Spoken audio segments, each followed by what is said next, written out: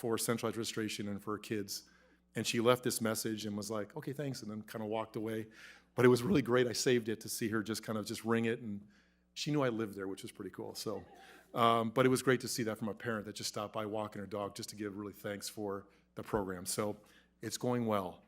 So with that, President Benny and Commissioners, if you have any questions for us, we are available to answer. Thank you. Thank you, Superintendent, for the report. Does anybody have any questions for the Superintendent? Okay. You know, I'll just comment, I haven't had anybody come to me with concerns that they didn't get their choice, you know, in location and things like that. If we had some data on that, if it's at all possible to know if people mostly got their first choice and like at what to what extent, that would probably be something I'd be interested in, so things like that, but great. Okay, with that, I'll move to reports of appointees to outside boards, commissions, or committees. I see Commissioner Thompson. I will just say there was a scheduled audit committee meeting and there was a scheduled planning committee meeting, and both of them got canceled for the storm that wasn't. Yeah. So hopefully I'll have updates in a couple of weeks. Okay. Commissioner Forney. Thank you. Your mic's on. Thank you. First of all, I want to thank President Abeni for appointing me to the Minneapolis Tree Advisory Committee. This is the first time I've been on it, and we did the tour of the tree lot. I can't remember, it was a couple weeks ago. And it's amazing for those of you who have not been on it. It just, it blows you away of how unbelievably well organized everything is. But I also want to do a huge shout out to, first of all of forestry, but in particular to Craig Pincala. Hopefully I'm saying his name right. Craig was the one who provided the tour, and the depth of knowledge of that man was so unbelievably impressive, and do know that there's so much thought that is being put into our plantings, and he's been a part of, actually with a friend, in doing some research on better ways of growing the trees, and therefore then ending up planting that they will have a longer survivorhood. So anyway, kudos to him, and anyway, once again, I appreciate being on that committee. Thank you. I'll just say that 2 weeks ago tonight, there was a BET meeting, and I mentioned some things that we discussed at the last BET meeting, and particularly there was the fourth quarter report from the city of Minneapolis. And also there was a presentation that we'll receive tonight from the city auditor. And also there is movement on that new position. I know it seems like I've been saying that for a while, but that staffed position will be happening imminently, and I'm hearing that maybe next week. So that's it for me. And I'll acknowledge Commissioner Olson just arrived. And with that, we could talk about the consent business here. Would somebody like to move the consent items? Commissioner Shea.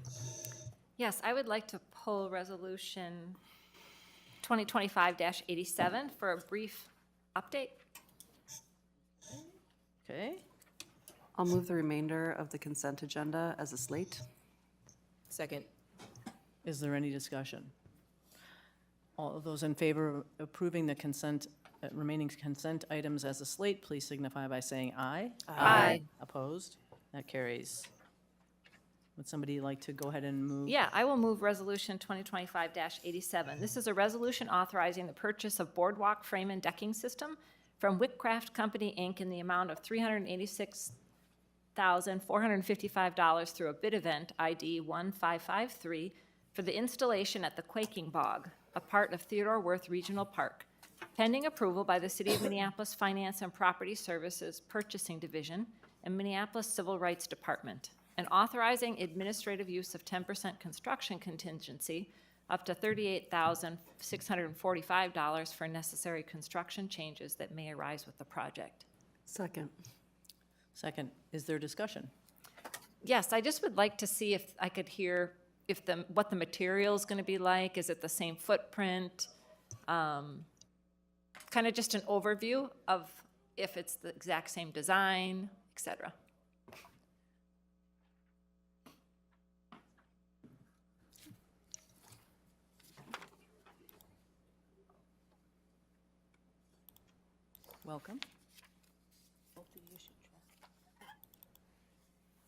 You He just-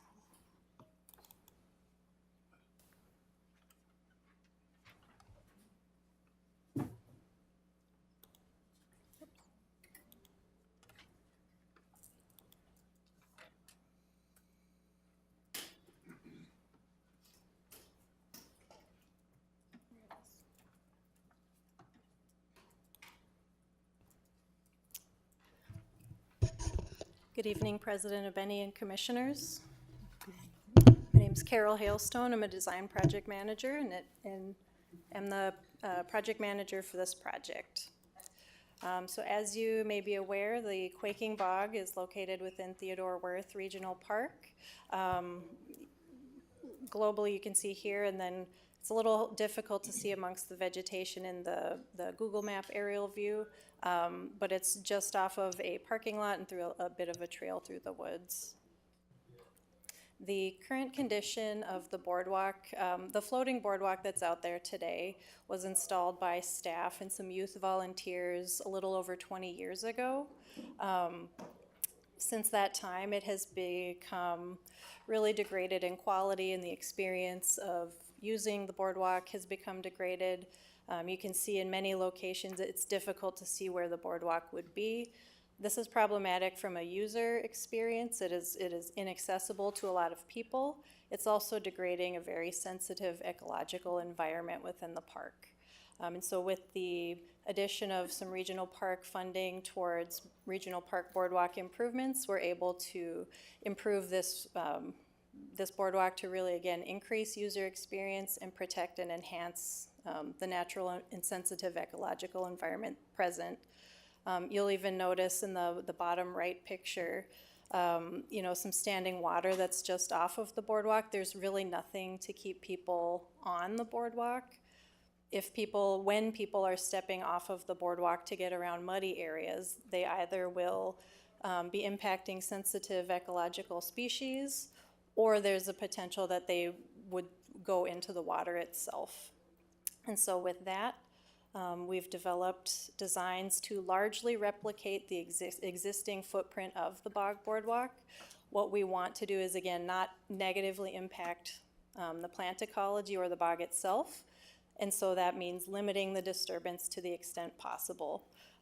There would be an addition of a new access space to line up with an existing trail. That would really be the only new addition to the space. Outside of that, we are, again, looking to replicate the existing footprint.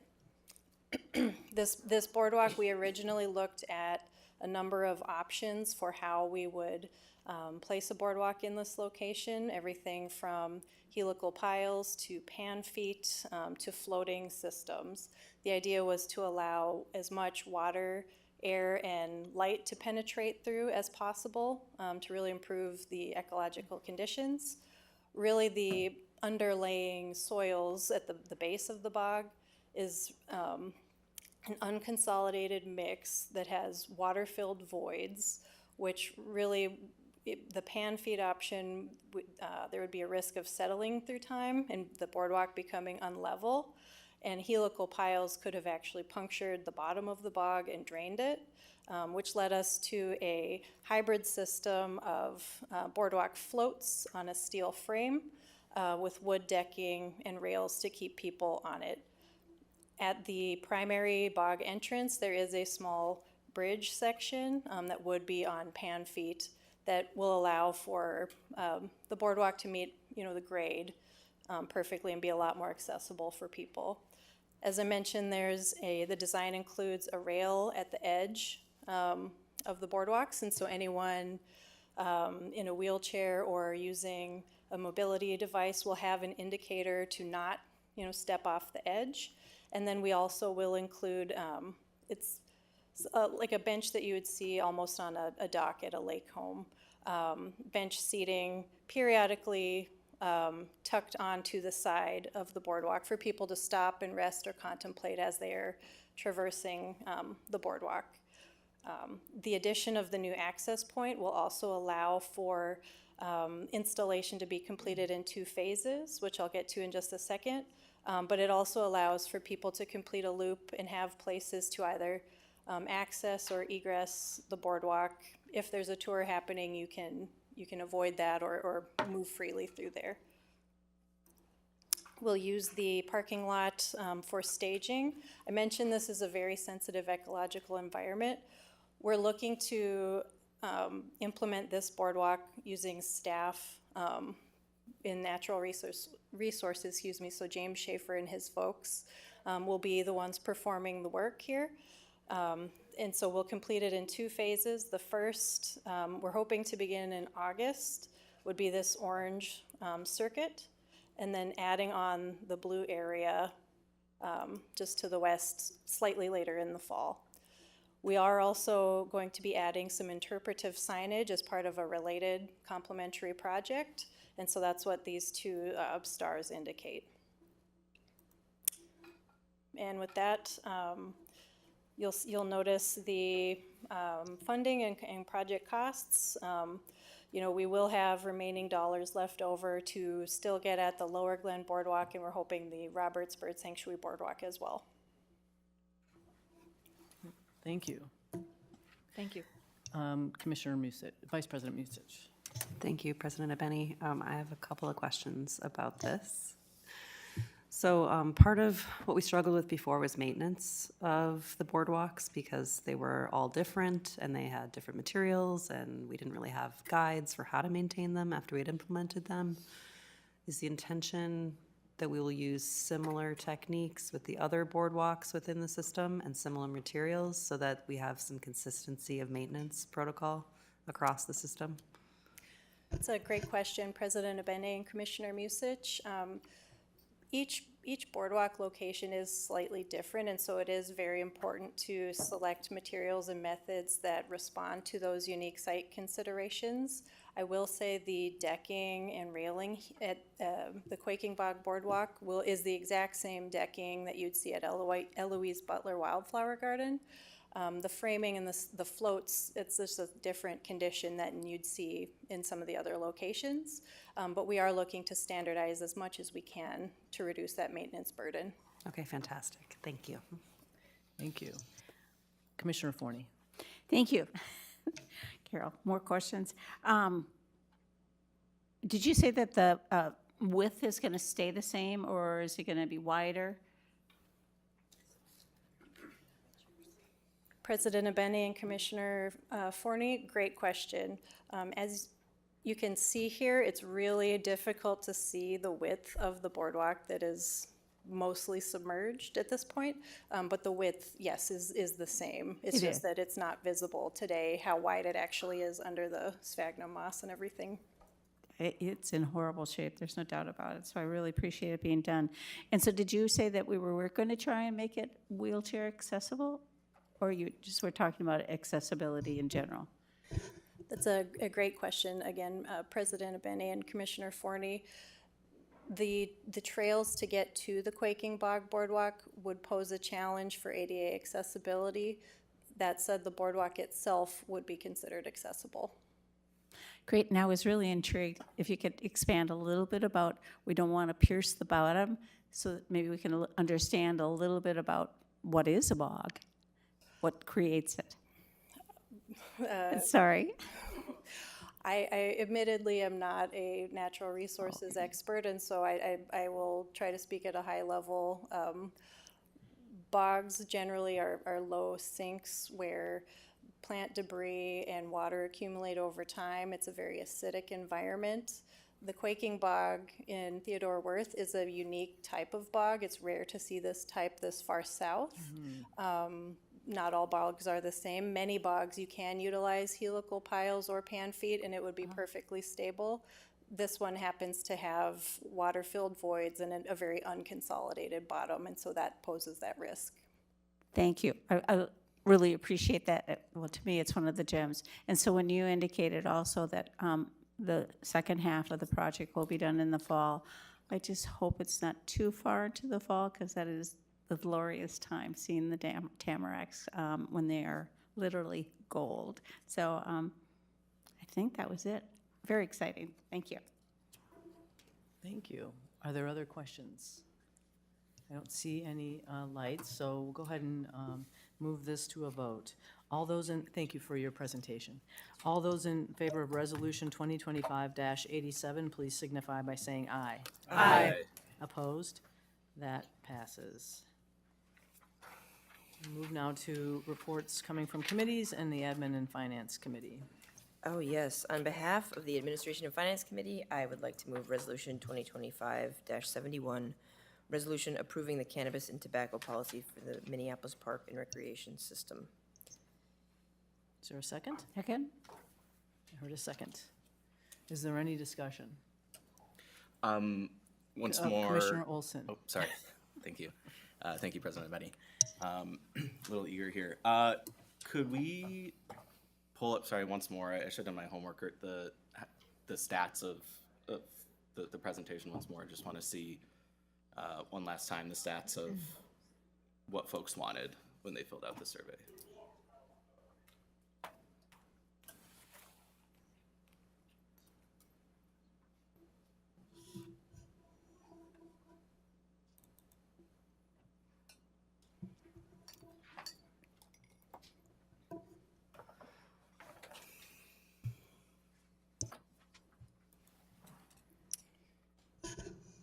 President DeBenny, Commissioner Olson, happy to show the stats multiple times. We asked 2 questions on each of the policies that produced some numbers versus just open-ended questions. The first one that you see here is whether or not the policy as written met the intent we said we were trying to accomplish. And so the blue is for the IP addresses that were related to Minneapolis, and orange is the full data set that we had responses from. So you can see in terms of whether or not folks thought we had met the intent, 66% of those who had Minneapolis IP addresses indicated that it met the intent, and 64% indicated that it met the intent, so of the full group. And then you can see in the no column, it's 25% and 27%, and then there was an other category as well. The second numbers that we have in terms of stats, this is asking the survey responder whether or not the tobacco policy and cannabis policy as revised meets their expectations. So what that individuals' expectations are of how we would manage this. Again, blue is Minneapolis IP, orange is the full survey. So what we see is that in the meets expectations, we had 44% in the Minneapolis IP and 42% in the entire survey group. And then for those who thought the policy went too far, 28% thought it went too far in the Minneapolis category, and 27% said it went too far in the full category.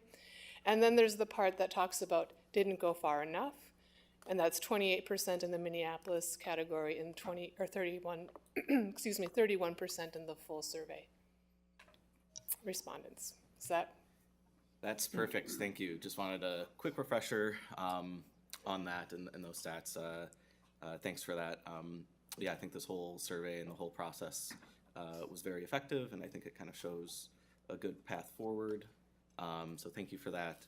And I'd also just like to request a roll call on this, just to make sure, because it might be a close vote. And thank you, everyone. Please vote green, but that's a house thing. Please vote yes. Okay. And we can do a roll call, but first we have to pivot to open time. So we will come back to this item when we're done with our open time period. And so first I will read the open time rules. Thanks to those of you who have come to speak during tonight's open time. The board's open time rules are as follows. I will call on people from the speaker list only. Names are added to the speaker list by calling in before 3 p.m. on the day of the meeting or by adding it in person at the board meeting before 5:30 p.m. The time allotted for all speakers shall not exceed 15 minutes, and I'll shortly know how many speakers, and I'll mention the time for each speaker. Do you have the speaker sheet? Oh, okay. So we'll come back to that one. This is an opportunity for you to address the board. We are listening, but we will not respond. That said, please don't hesitate to contact any of the commissioners for dialogue and further discussion. To protect the privacy of individuals, please refrain from commenting on specific personnel issues or pending litigation. Discriminatory or harassing words directed at anyone will not be tolerated. And each speaker is asked to state their name and address. I think the list is being brought to me, and also mentioned that Commissioner Alper has joined us. So. Thank you. We have 4 speakers, so I will allow 3 minutes per speaker. And I'll call Jessica Kochik first, followed by Claudia Callahan.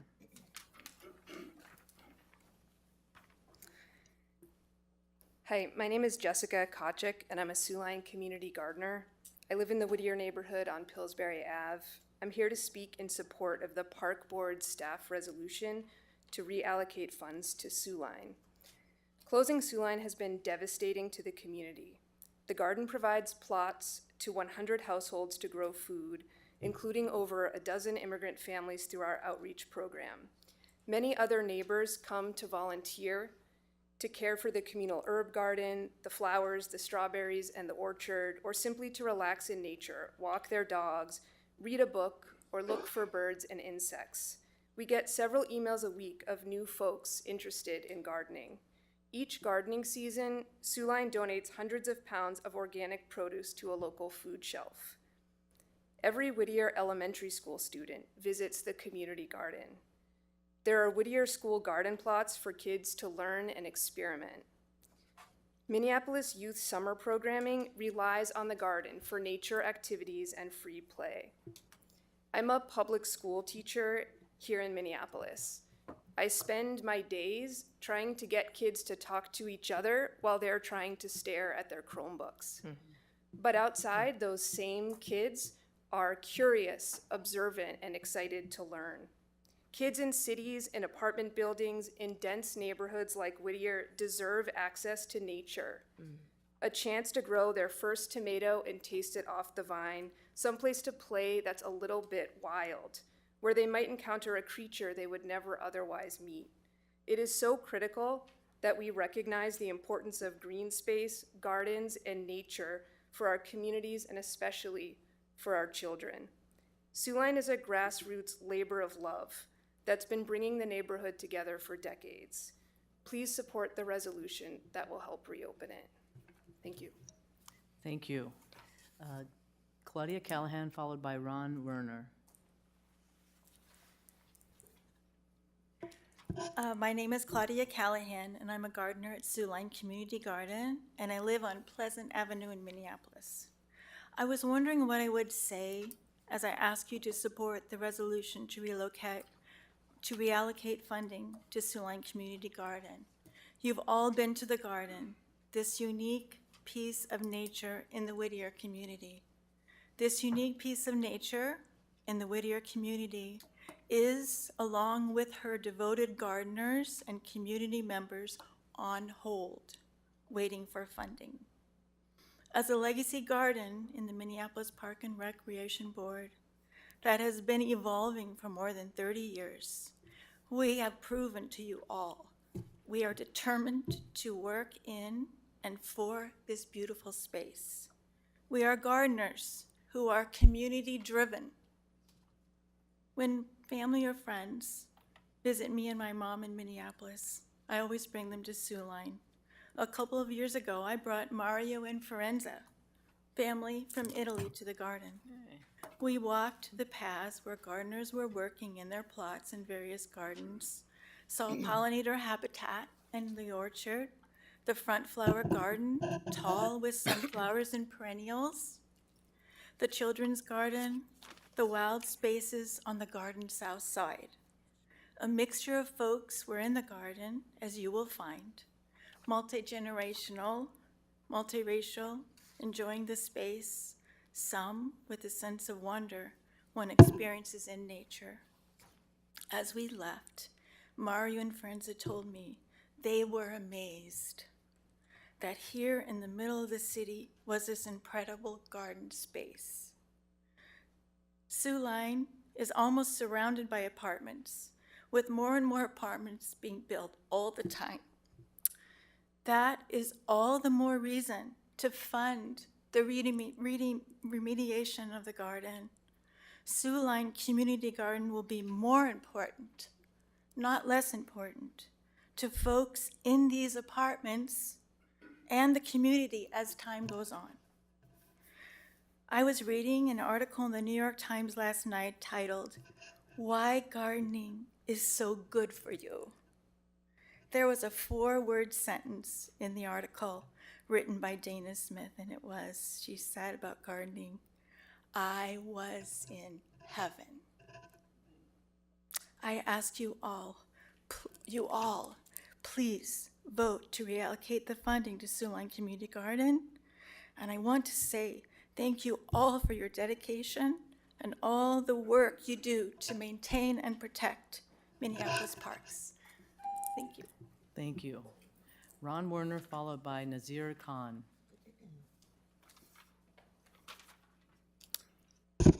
Ron Warner, I live on the west side of Cedar Lake. You probably all know that by now. Interesting, when I came in, here I am witnessing endorsing a boardwalk and ADA conditions, all which really seem strange for the Cedar Isles Master Plan. You have glowingly endorsed the Cedar Isles Master Plan as a great plan, a spectacular plan, and a reflection of an ethos of environmentalism. I respectfully present a different perspective, an ethos of exclusion, inaccessibility, and de facto privatization of public land. This plan may indeed be great for a few select, wealthy, well-positioned homeowners whose properties border Cedar Lake. These individuals benefit from the lake remaining a hidden and secluded gem, effectively shielding it from broader public access. But for the general public, and particularly our underrepresented communities, this plan is not just inadequate, it is a failure. Journalist Maggie Korth and journalist Andrew Tillman's powerful commentary in the Star Tribune, "This land is our land, but it sure feels like their land," I hope you all read it, exposes the lived reality of this flawed plan. Attempting to navigate the public parkland on the southeast side of Cedar Lake, they were forced to turn back due to private encroachments, vague boundaries, and a complete lack of signage or wayfinding. As Korth writes, "There's nothing to tell the public the shoreline is ours." That statement alone indicts the current state of this public resource. When the plan was reviewed by the Met Council's Parks and Trails Committee, Chair Tony Russo echoed this concern. "If there is public parkland here and I am able, I should be able to walk on it. And the parkland needs to be marked as public parkland." This is a basic expectation, and yet inexplicably, the Park Board has failed to meet even that. The most damning assessments came from journalists themselves. Korth described the situation as total privatization. Tillman called it de facto privatized by the 16 homeowners. Privately maintained landscaping and hardscaping on public land have created a barrier of exclusion, making this public lakefront unwelcoming and unusable. Let's be clear, this is not a spectacular plan. It's a spectacular failure for the public. Thank you. Thank you. Nazir Khan.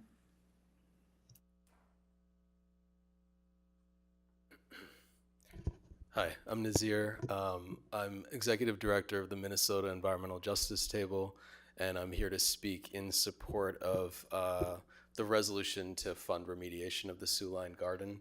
And first of all, I would like to thank you sincerely for your efforts in protecting this garden and recognizing it, and the wisdom and understanding why it's so important to our community. I'm a Whittier resident. I live on right across the street from MCAD and about 20 minutes walk away. And I'm not a gardener at the garden, and so I speak as someone who just walks a lot through the neighborhood. And when I came across this garden back in 2019, when I first moved to the neighborhood, it was like a dream.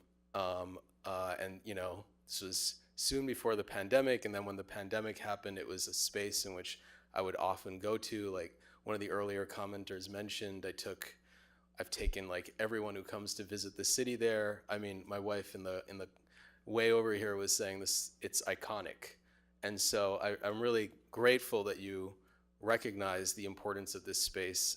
It's a space in which I see people in a community with, people from very different cultures, new immigrants, refugees.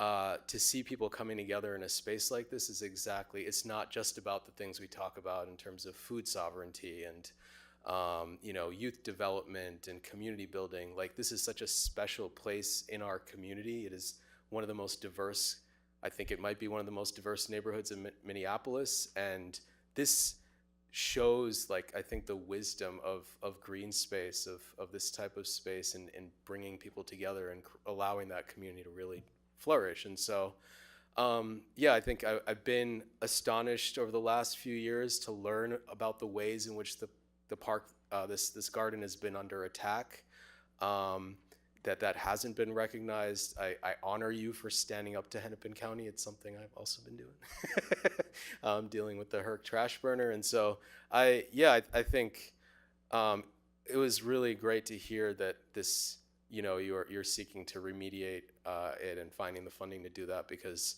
it has been a real loss not being able to walk, like just not seeing people there. I run by there almost every few days, and so I really appreciate you all for this resolution, and know that there are many of us who are, if we can't be here, we're watching and appreciating it. Thank you. Thank you. Okay, thanks for everyone for coming to speak, and with that, I'll close open time, and we'll move back to the discussion we were having on Resolution 2025-71. I will call on Commissioner Menz. Yes, thank you, President Abeni. I have a question about, it says that the Minneapolis Park and Recreation Board staff, including Park Police, will monitor compliance with this policy for the purposes of determining whether a future ordinance may be needed.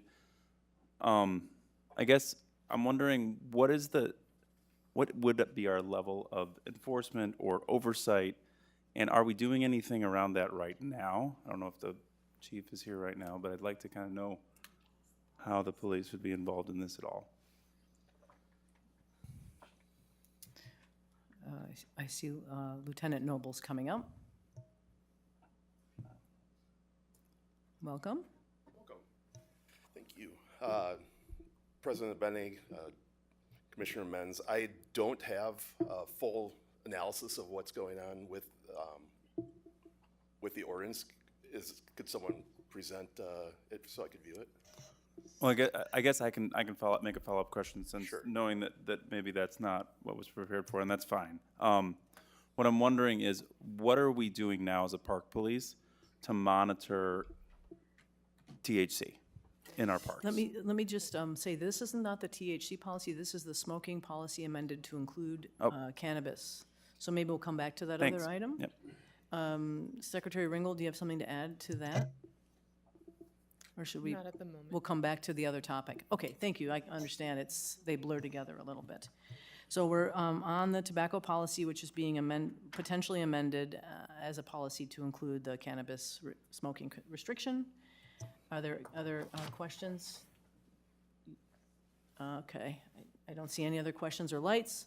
So I think we can go ahead and vote on this. And You just turn off your mic. thank you. And I touched the wrong button there. And Commissioner Olson asked for a roll call. So let's go ahead and vote on Resolution 2025-71. Commissioner Alper, Aye. Commissioner Forney, Aye. Commissioner Menz, Pass. Commissioner Olson, Aye. Commissioner Rucker, Aye. Commissioner Schaefer, Aye. Commissioner Thompson, Aye. Vice President Musich, Aye. Commissioner Menz, Aye. President Abeni. Aye. You have 9 ayes. Thank you. So we'll move to the next resolution. Would somebody move that, please? Yes, sorry, on That behalf passes, by the way. of I'm sorry. the Administration and Finance Committee, I'll move Resolution 2025-72. Resolution approving a THC policy for the Minneapolis Park and Recreation System. Second. Is there discussion? Commissioner Menz? Yeah, I guess I had that same question. I'm just wondering how we monitor THC use currently in the parks via the police. And I'd like to call on Secretary Ringgold or Deputy Superintendent Ringgold. It may have been come up during the meeting, the committee meeting, but I didn't hear that piece.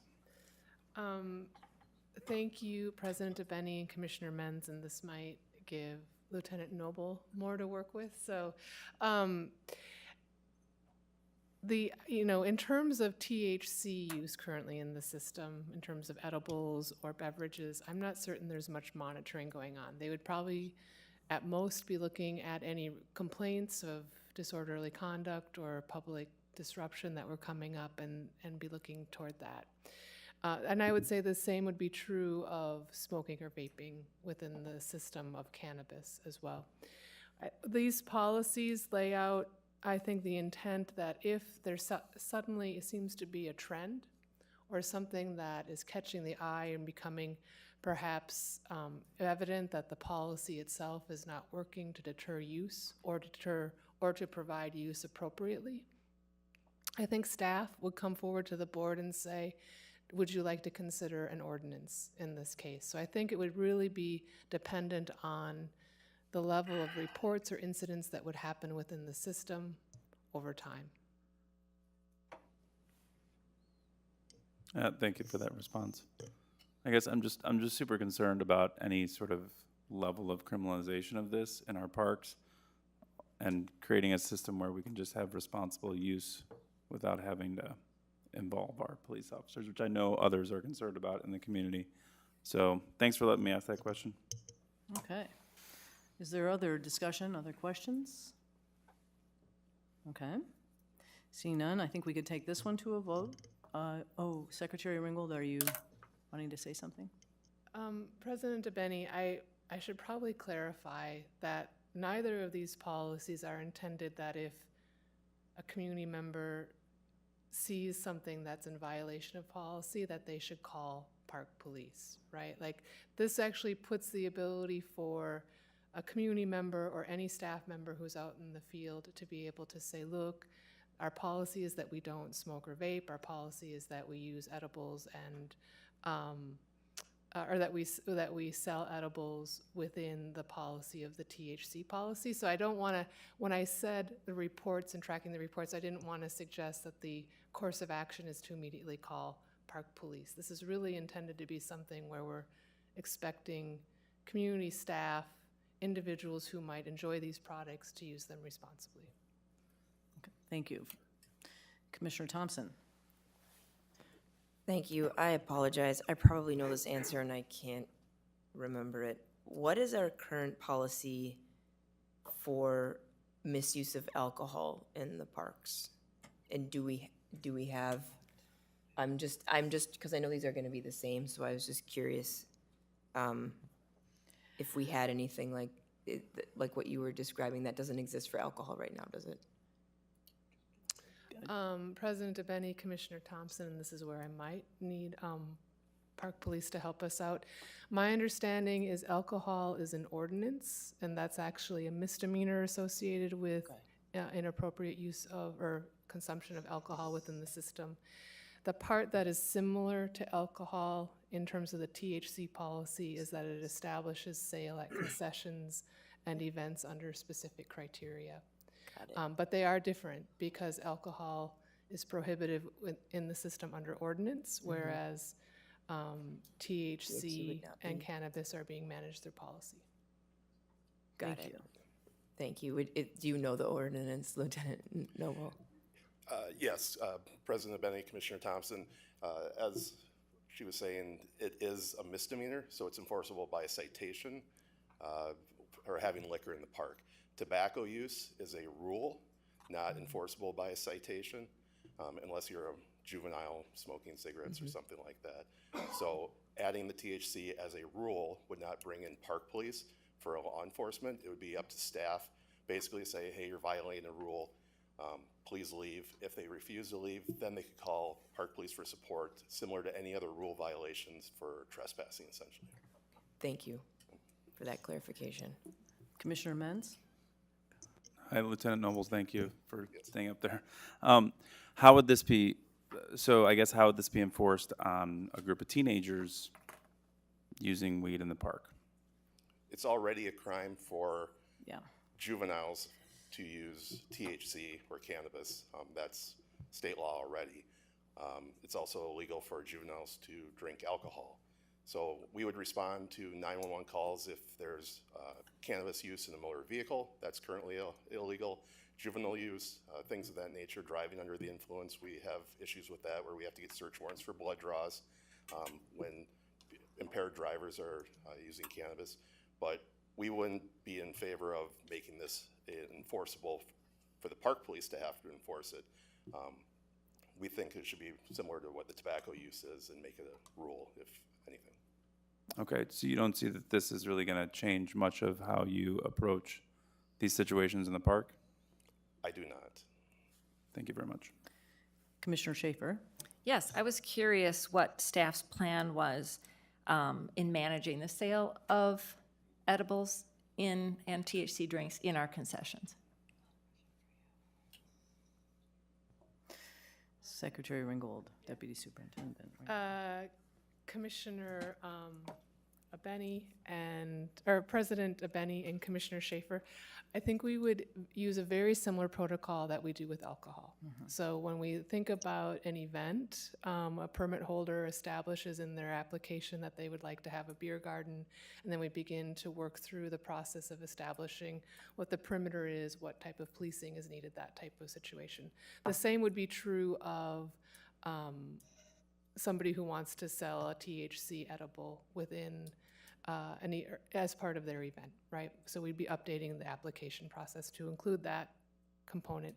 In terms of a concessions, what we'd be checking for is whether or not they have all of the correct state licensure in order to sell THC products, whether beverage or edible from that, and then be proceeding with them to do kind of an annual check to make sure that those correct licensures are in place. And one more follow-up question. Do you foresee alcohol and THC edibles being sold in the same managed area? President Abeni and Commissioner Schaefer, this is something that I believe gets closer into state law than the law that we would have. I believe state law currently requires designated areas to be separate and requires there to be an interpretation where you are either selling THC or you're selling alcohol to an individual. And I don't know if Lieutenant Noble knows more about that, but this, in our events, we would have separate areas for the two, THC in one garden and beer in the other garden. Okay, thank you so much, Lieutenant. I see no other lights, so I think we can go ahead and move this to a vote. Vote on Resolution 2025-72. Secretary, will you please call the roll? Commissioner Alper. Aye. Commissioner Forney. Aye. Commissioner Menz. Aye. Commissioner Olson. Aye. Commissioner Rucker. No. Commissioner Schaefer. No? Commissioner Thompson. Aye. Vice President Musich. Aye. President Abeni. Aye, You have 7 ayes, 2 nays. that carries. One more.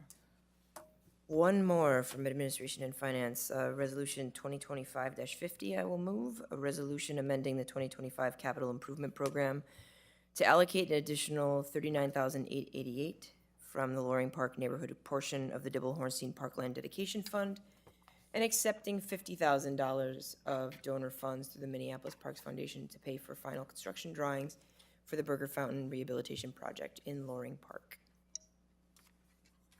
Is there a second? Second. Is there any discussion? Okay, seeing none, all those in favor of Resolution 2025-50, please signify by saying aye. Aye. Opposed? That carries.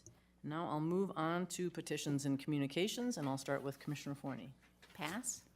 Pass? Okay, Commissioner Olson. Yeah, so this may have been in Frankie's legislative update, but in the House tax bill, I believe it's something like $400,000. There's $400,000 for folks who had for emerald ash borer tree removal compensation going back to 2020. And that's a bill brought forward by Representative Fooley. And it's something that I think our whole Minneapolis delegation was behind. We'll see if it makes it into the final bill in conference committee. I know it's something that Senator Andress, the tax chair, was kind of a fan of, so we'll see. And it should mostly target north side Minneapolis, though the way it's written, it might go to other folks. So if you see, state representatives or our state senators, ask them to support it. And, thanks to our team for, pushing for that, but also thanks very much to Community and Fooley for pushing for that. That's definitely a big help. And so just kind of shows how advocating for that stuff at the state level can really help folks out. So, Thank you. Commissioner Rucker. Yeah, just, make a comment about Resolution 2025-72. Reason why I voted no is because I'm just seeing a lot of people that are not being accountable for what they're doing with low dosage gummies. I've been to overdoses with kids, adults. We're moving into a situation where, okay, we have a event, and then you have low doses being sold in the parks, but then you're gonna have somebody gonna be selling illegally higher dosage to kids, just like they do with alcohol. So I just hope this, everybody that voted for this works out, because when we voted, well, I wasn't on the board or anything, but in the past, when we voted, this board voted to have unsheltered in the parks. That didn't work out too well. So hopefully that doesn't happen. And hopefully I don't have to go to a run being a firefighter with a kid that's overdosed on anything that we just voted on. Thank you. Commissioner Alper. Yes, I would have passed, but I believe that Commissioner Forney perhaps said pass too quickly. If you would be so kind, President Abeni, to go back to her. I absolutely would. Commissioner Forney. Oh, well, thank you. Yes, thank you all. My tradition needs to be upheld, and I appreciate Commissioner Alper for keeping me accountable and everything. This weekend, we have another birthday. Happy birthday to Commissioner Olson. Happy birthday. Well, that was very important. Commissioner Alper, are you passing? Okay, thank you. Commissioner Schaefer. Yes, I guess I would just concur with Commissioner Rucker's points. I think we're about health and wellness for our children in our parks. And for concessions in particular, I feel like that's not what we want to communicate for our families coming in for the regional area, outstate, et cetera. Permanent events, I don't have an issue with, but I really feel like, I respect my colleagues' decisions, but I think it's a disappointing thing to have this available and becoming a place where kids could be affected. So, and then lastly, I'll just say we had a couple hundred people at our Mountain Lion exhibit, opening, unveiling, whatever you'd like to call it. Very exciting. Thank you, Superintendent Bangora, for coming and participating with the community at that event. It'll be at the Kronig Nature Center in the upcoming weeks, so you can all take a look at it. And thank you to community for all the concerns about the water quality and the algae and the green scum and cloudiness that we're seeing in several of the lakes. We appreciate hearing those comments and being aware of them. Thank you. Thank you. Commissioner Menz. Pass. Commissioner Thompson. I will just say, for my colleagues, Commissioners Rucker and Schaefer, I actually deeply agree with many of the points that they made, and this is a challenging vote for me. But sometimes we have to stay within what I feel like we can manage, I guess. And I also, the Mountain Lion thing was very fun, and the also Arbor Day was very fun. I'm trying to think of the other parks events I went to. But that's all we've got. Thank you. Vice President Musich. Pass. Okay, and I'll just say that this week I was invited to attend a Washburn girls fast pitch game. And so I was there with Commissioner Thompson, who probably wanted to say that, given her reaction right now, and also the superintendent was there, Jack was there, and seeing the fast pitch play, which I haven't really ever been to a fast pitch game, and even though I think it was Holy Name beat Washburn, Minneapolis, Holy Family. Minneapolis looked pretty good there. So I'd like to see us get like nice big signs on those fences that say, this is Minneapolis Parks, and then our logo of the trees. So anyway, that was incredible. It was a real fun time. So thank you for that. And with that, I will adjourn this meeting. At 6:01, I call to order the Recreation Committee. Secretary, can you please call the roll? Commissioner Alper. Here. Commissioner Menz. Here. Commissioner Thompson. Here. Vice Chair Musich. Present. Chair Rucker. Here. You have a quorum. All right, thank you. Can I have somebody move the agenda? I'll move the Recreation Committee agenda for Wednesday, May 7th, 2025. All those in favor? Aye. Any opposed? All right, can I get somebody to move the approval of the minutes? I can move the minutes from April 16th, 2025. All those in favor? Aye. Aye. Those opposed? All right, we have one report item, Spark Studios. So if you can come up and give that presentation. Thank you, Chair Rucker, Commissioners. I'm going to tee up the presentation, so I just have a little bit of background to give us and remind us all about with the Spark Studios.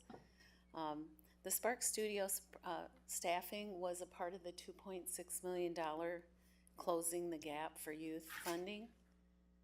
And the Spark Studios began with renovating the technology lab at Powderhorn, which was already in place. We recruited and hired the Youth and Technology Skills, Career Skills Manager, Rachel Bosch, on May 9th in 2022. We began developing and implementing programming at Powderhorn Studio in June of 22 by hiring a full-time staff Youth Technology and Career Skills Specialist at that time. The remaining 5 full-time youth and technology career skills specialists were hired and began working in January of 23, in time for the opening of the Harriet Studio. The staff worked during those years of the studios being built out, and they were all on board. The things they were working on were programming curriculum.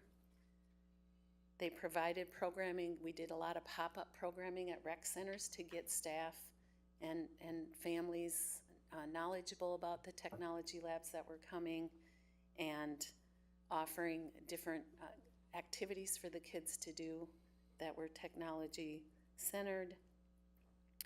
We worked on the staff worked on, they did all the purchasing of the technology equipment, working in tandem with our IT department, and all the furniture for the spaces, and picking out colors, and again, like developing curriculum for different programs that were going to go on at different spaces.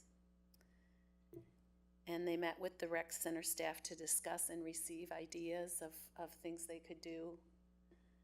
The studios were completed and opened in this manner. Harrison opened February 9th of 23. Whittier opened December 5th of 24.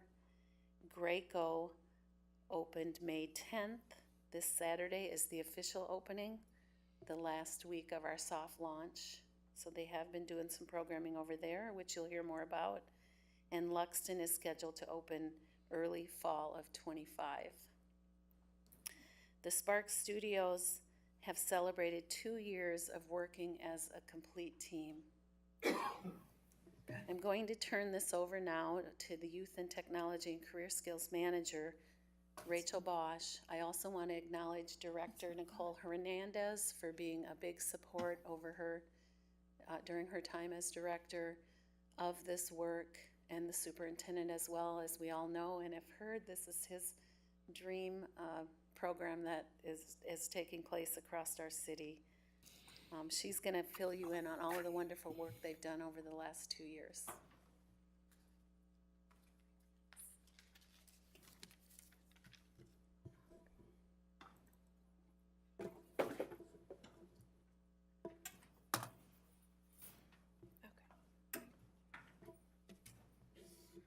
Thank you, Chair Rucker, Commissioners, President Abene.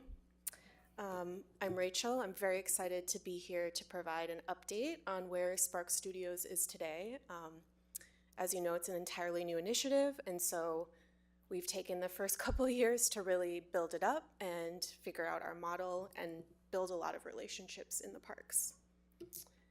And before I jump into this kind of comprehensive report from 2024, I wanted to just introduce and share that all the Spark Studio staff are here. So there's 7 of us.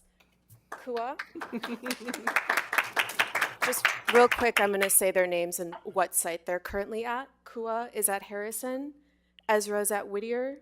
Bryce is at Powderhorn. Bianca's at Luxton. Aileen's at Graco. And Michael will be at Phillips. Okay. So today I'm just going to share a little bit about the sort of stages that we've gone through as a program and what it has looked like in this past year for us in terms of development, growth, and impact. So in 2024, some of the main areas we focused on in terms of developing Spark Studios, one was building the staff, and we've celebrated 2 years together now as a staff. We opened our 3rd studio at Whittier Recreation Center in 2024. We also were focused on advancing the design plans for Graco and Luxton studios, which are now about to open. We really focused on establishing a youth-centered model and curriculum for our program, utilizing technology, and also utilizing the resources that exist here within our park system. And we also acquired new technology through grants. So just as a reminder, these are our 6 park locations and the timeline for them opening.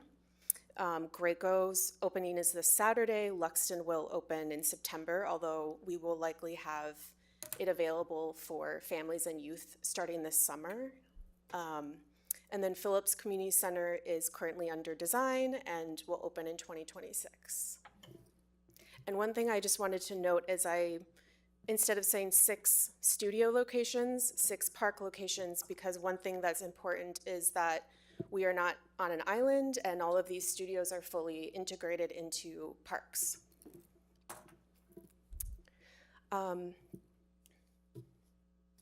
So wanted to kind of share, as a team, we've really been trying to think through our model and what services we're providing for the community and why this matters.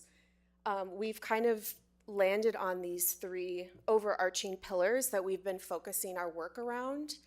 One is that we are providing a space for youth in the parks. As we know, we have many spaces for youth in the parks, but we're building creative spaces with new technology and access to resources that don't exist everywhere, both in schools and not everywhere in all of our parks. These spaces are hardwired, they have full-time staff there, so they're really youth-centered, meaning that they're spaces where someone could just go, talk to an adult, the adult's gonna know their name, they're gonna build a relationship over time, and there's that consistency and dependability of that space existing for them in the rec center. Next, we're providing access to professional technology, resources, and mentorship through those adult relationships with people who have the training and experience and can also provide referrals to additional training and resources.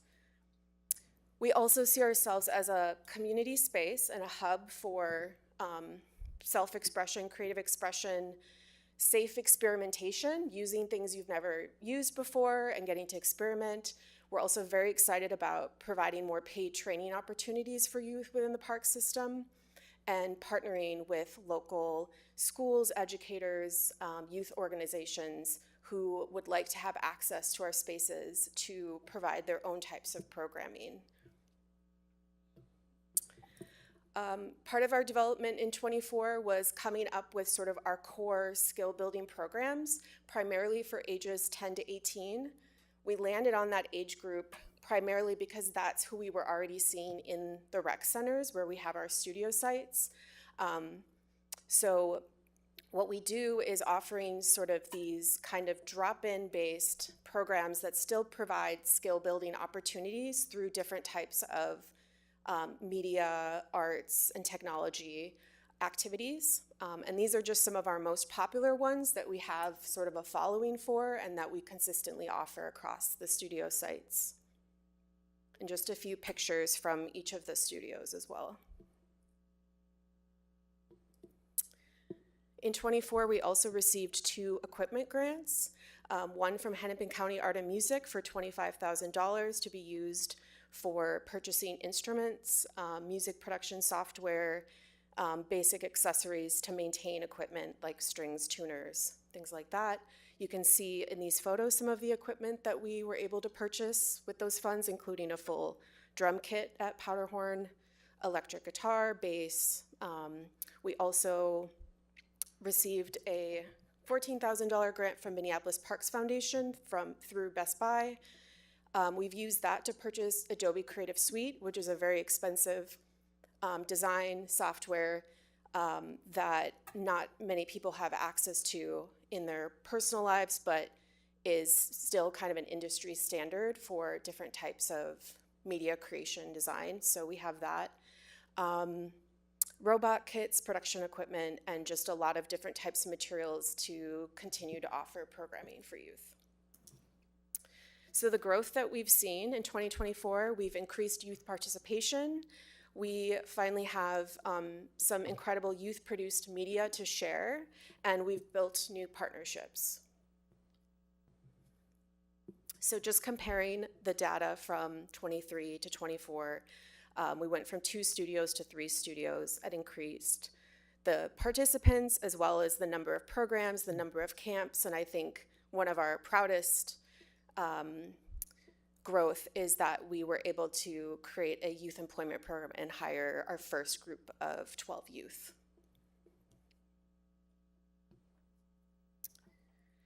Like I mentioned before, some of our measurement of growth is the fact that we now have youth producing their own creative work and are requesting to publish it on our Sparked YouTube channel as well as on our Instagram. So sometimes the photos you'll see on our Instagram page, if you note the credit, it often is actually taken by a participant in the program. It's not always taken by staff. And same with YouTube. It's a little of everything. We have music videos, podcasts, we have original songs, we have someone starting a how-to video page, some animation, stop motion animation. So, and then I think the other biggest growth and success has been that youth are starting to follow us on Instagram, which I think at first we were told it was going to be primarily parents, but we now have youth from the studios actually following us, liking their own content and engaging and interacting with us. And I just think that's a sign of sort of organic, slow growth that happens when you start to build relationships. Some of the partnerships that we formed in this past year, we've actually worked with Bethune now, I think for 3 years. Yeah, 3 years since the studio opened at Harrison. We have 5th graders who come to the studio during the day when the rec center's closed during school hours with their teacher. And this year we have 5th graders coming every single Friday, weather permitting. So we did take a little break in January, but we've served over 90 5th graders from Bethune, and last year that top picture is of a screening that we had in their media center of their short films, and it was pretty amazing because there were also 4th graders who came to watch in anticipation of next year that they were going to get to join, so it was pretty awesome. We've also, for 2 summers now, we have partnered with KRSM radio station, which is currently housed at Phillips Community Center. They pay youth pretty much year-round to intern and produce their own radio programming. We have access to some things that they don't have in their studio, and just to kind of provide more connections with the youth there, we have them going to Powderhorn Studio in the summer as part of their curriculum to work with Bryce there on furthering some of their audio recording and production in the basement studio. We also worked with Whittier Neighborhood Alliance, and you guys are actually, believe at the next board meeting are going to have a design produced by youth at Whittier for a new mural for your review and consideration, of course.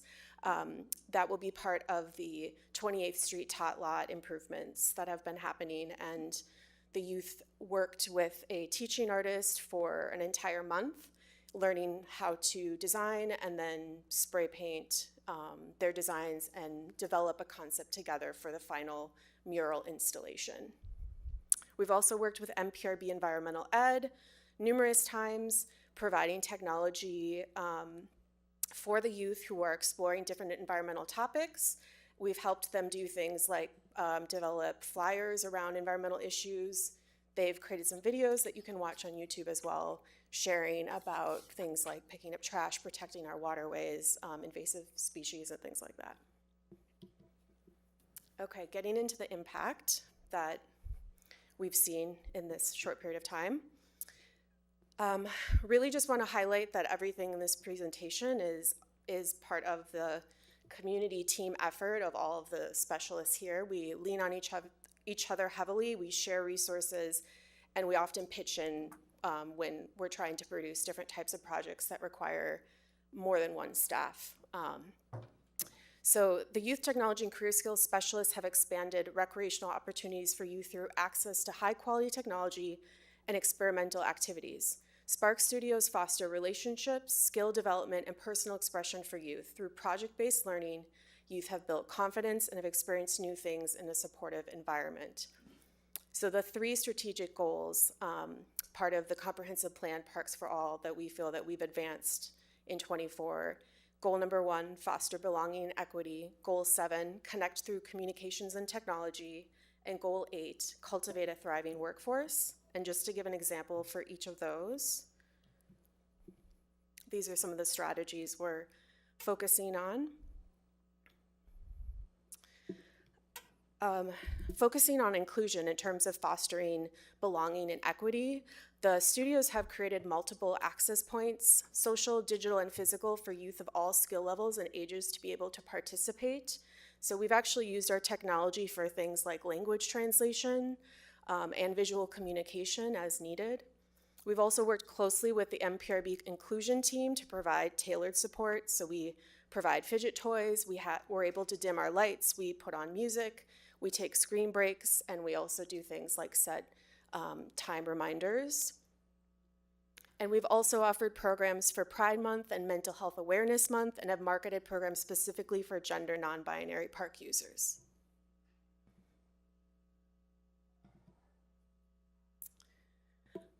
In terms of providing a welcoming space for teen and young adults, just wanted to highlight a couple quotes from staff.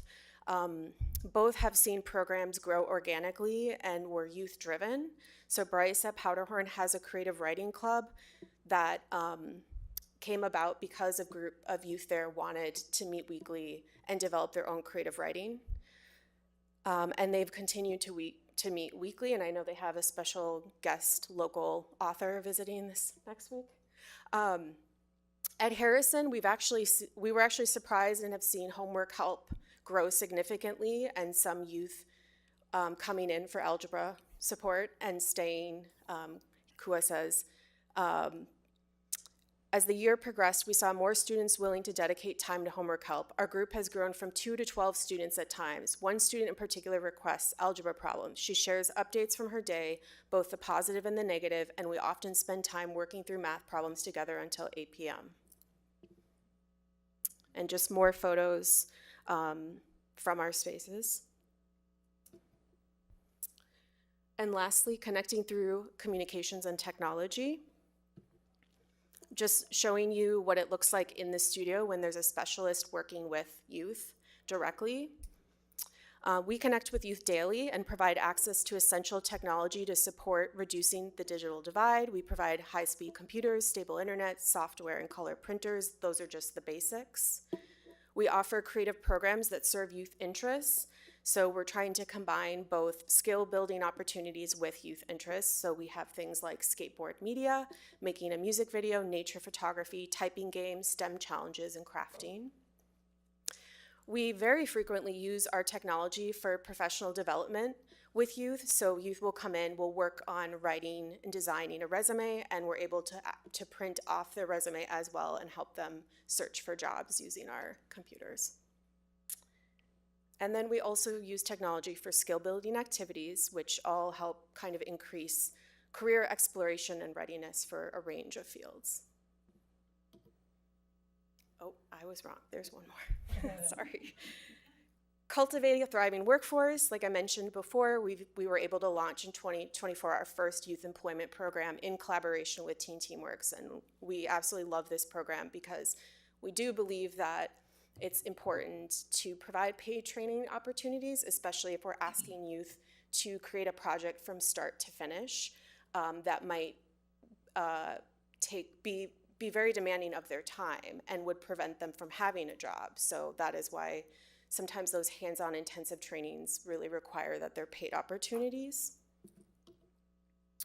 So last year we had our first year of the Creative Entrepreneurship Summer Program, and it was at Harrison. We had 9 young people ages 15 to 19 who were there 4 days a week. And just looking at some of these photos, you can see they part of their assignment is that they develop a project proposal, and by the end of the program, they create an original project and showcase it. So we had an amazing showcase last year. Just some of the projects were someone illustrated and wrote a children's book. In these photos, you can see someone created their own apparel line. Someone created a history zine. We had someone write original music, and many more. And then we also were able to hire 3 young people to work specifically at the studios supporting our youth programming this year. So those are the 3 individuals, but we did get good news that we are going to be able to expand to 5 youth, so that there'll be 1 per site. Ideally, there would be always 1 youth apprentice at every studio supporting programming and developing their own skills.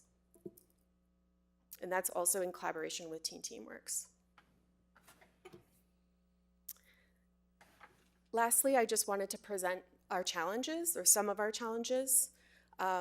One of our challenges, I think, as you know, always working with youth, is meeting basic needs first before we're able to engage and provide structured programming.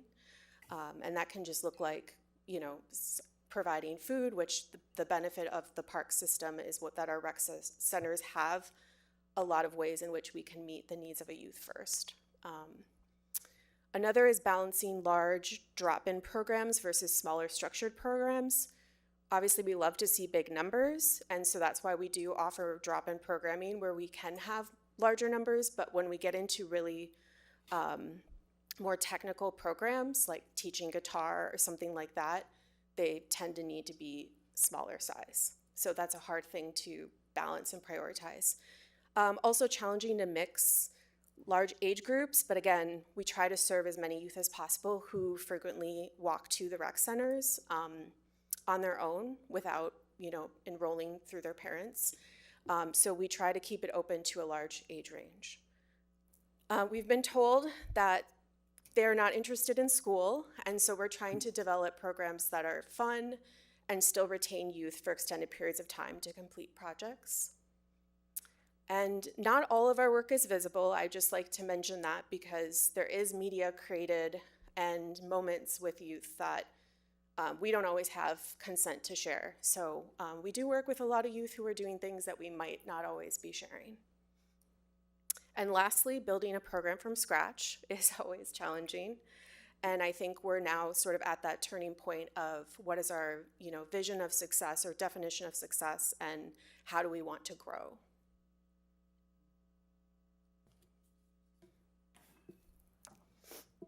Thank you. All right.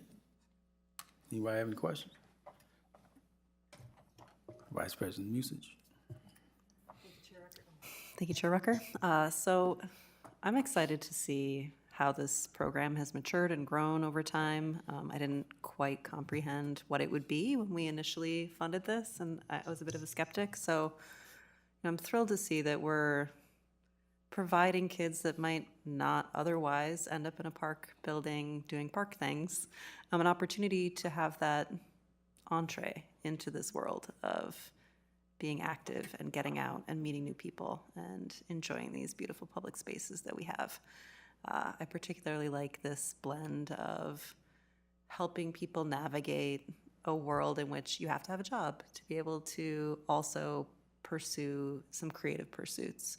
And so helping kids at a very early age understand the balance there and setting them up for success by helping them navigate some of these very adult tasks, like how to create a resume that's going to get past AI is great to see. So thank you all for the work that you're doing in that field. It's going to be game-changing for people.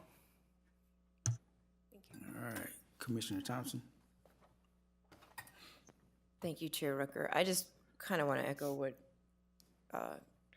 Vice President Musich said. I was struck. This feels like opening something big because as a teacher, I was struck by talking about one of the quotes of a student then wanting to do algebra. And I know that kids learn when they feel like they're in a trusted space. So that's amazing that you're creating that. And I'm sure, like you, where will this lead? It sounds really incredible. All the things, the challenges you listed, I'm like, that's a challenge that a teacher deals with, schools, So, I mean, it almost feels like we're almost building like an after-school school. That's that's what it lands on me with, which I think is honestly, in a way, incredible. And we may have opened something that we're going to have to find a way to fund really well. But thank you so much for that incredible presentation. Thank you, all of you, for the work that you do with youth. It was really, I mean, like Commissioner Musich said, I didn't know what we were, like, okay, it's kind of like a wing and a prayer, and we were trusting Superintendent Bangora. But seeing this coming back is like, oh, wow, okay, that's something really cool. So thank you for all that you do. Commissioner Mins. Thanks, Chair Rucker. Yeah, I was lucky enough to go over there the other day and saw a few of these fine people over at Graco. And what a great space and what a great program. I think that there is a foundation here for something really special. I also was somewhat skeptical of the investment, but that's why we're the board and we trust the superintendent. There's a vision here, you know? And when you go to Graco and you see the people planning and working, it's obvious that there is a vision. I'm wondering, and I'm trying to figure out how to make more connections as a school teacher in the community where there's places like there's a ton of opportunity here for collaboration with our schools. And I know that sometimes we struggle to do that as an organization with our schools and direct programming because we don't want to make it another school. I really appreciate you highlighting that we're not going to be able to share everything that the kids do with us. It's not about that. It's about the relationship you're building with the child and how you're helping them see the value of the parks. So really encouraged by some of the folks that I met over there. I think Michael's coming over to Edison in a couple of days. And because at Edison we have a Edison Tommy student network. So we're trying to connect the high school teacher with that program because these resources are valuable to our school districts and students as well. Like this, there are resources that can be shared. The Adobe Creative Suite, an incredible program. Not every student who needs that has that access. In fact, in my school the other day, I had a student who was going to create something, but they couldn't because they didn't have access to that on their computer at school. Mm-hmm. So having those spaces where that school to park connection can happen, I mean, ideally, it's great. The technology is going to bring that, and that's going to bring some learning. But the Graco space is just unbelievable because there's a nature right there. There's an opportunity to use that media. I'm super excited. So thanks for turning me from a skeptic into a supporter. The one thing I did think that might be helpful to understand is I like the idea of these hubs happening in rec centers. I think that the public in the past, rec centers were everything to every community, and they can't be that anymore. We don't have the ability to do that. We can't make every rec center everything, so having these hubs around, that can happen around sports, it can happen around Spark Studios. How do we make a vibrant rec center and not have the rec center 2 blocks or 8 blocks away feel like they're getting shorted? We're all in this group, and if we're going to really serve youth, it takes having these hubs, these spaces available, but we can't make them available everywhere. So better coordination is really important. So thanks for all your work, and hope to see you soon, Michael. Commissioner Alper. Yeah, thanks so much for the presentation. I think the program has really progressed, and it's great to see all the things that you've developed and the ways that youth have been involved. So that's really exciting. I had one question. Especially as we think about the budget going forward and 145% tariffs from China. All the equipment in these studios, it's all new right now. So I'm curious to hear what the replacement plan is, because technology, I believe, has, as far as I know, it becomes obsolete a lot faster than the actual physical building. So, building, it might be 40 years before we renovate the building, but the technology, I'm guessing in 5 years, we might need to replace all the equipment. I don't know. I would love to hear your thoughts on that and how we're planning for it and budgeting for it. Chair Rucker, Commissioner Alper, thanks for your question. That's a great question, and I do get that a lot. I would say, we do have a 5-year sort of replacement plan, or kind of plan for other types of loss of equipment. I also think that what's been amazing to see is how much we can do with actually not that much technology. And I feel like it's not necessarily always about having the most brand new thing. I do think that they have a bit of life in them nowadays. So I feel like it's more about being resourceful and how maybe we recycle things or continue to get some of these equipment grants to help us replace things and build. We have also received donations from people who have sort of quicker replacement of equipment. So we were able to get some guitars that way initially before we even got the Hennepin County grant. We were able to get some perfectly fine acoustic guitars. I know that's not quite technology, but has a longer life.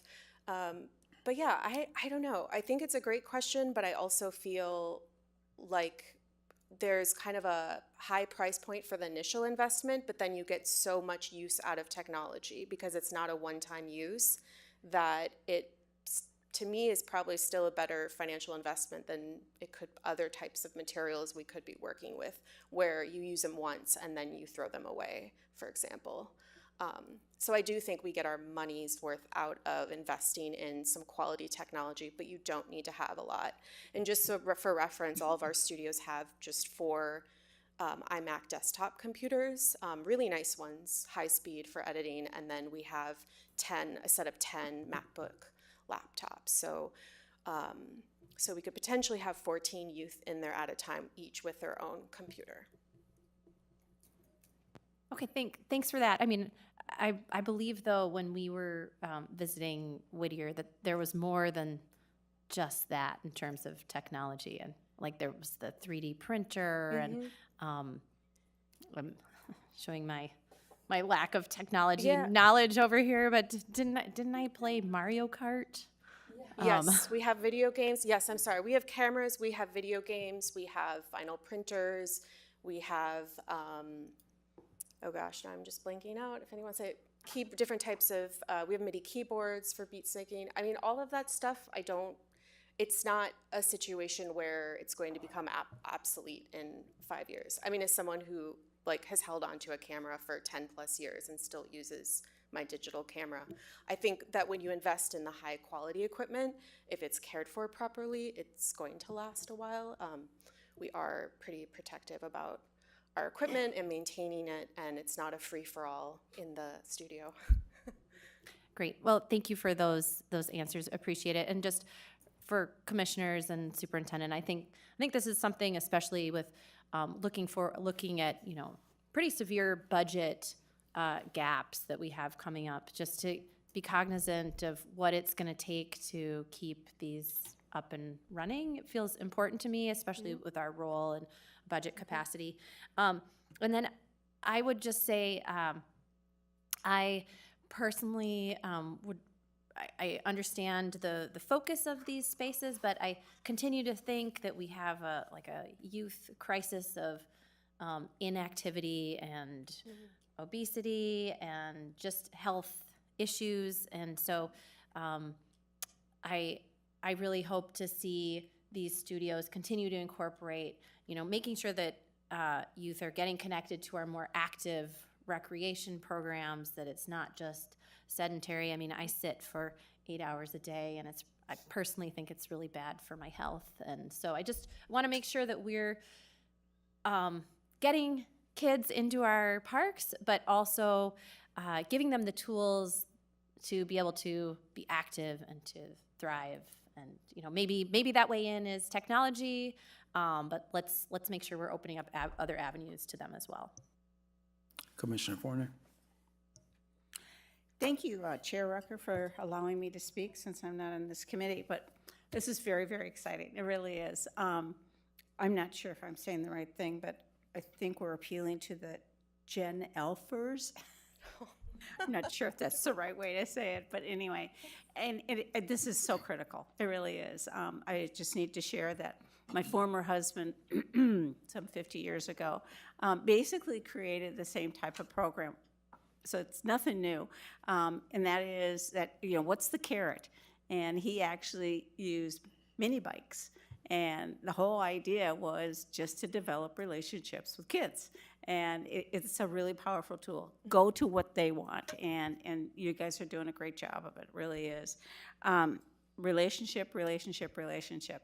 And so I guess I want to say is, have we looked into developing relationship with seniors? I need help always with this thing, okay? And I just, here's an opportunity that, both would benefit, both generations.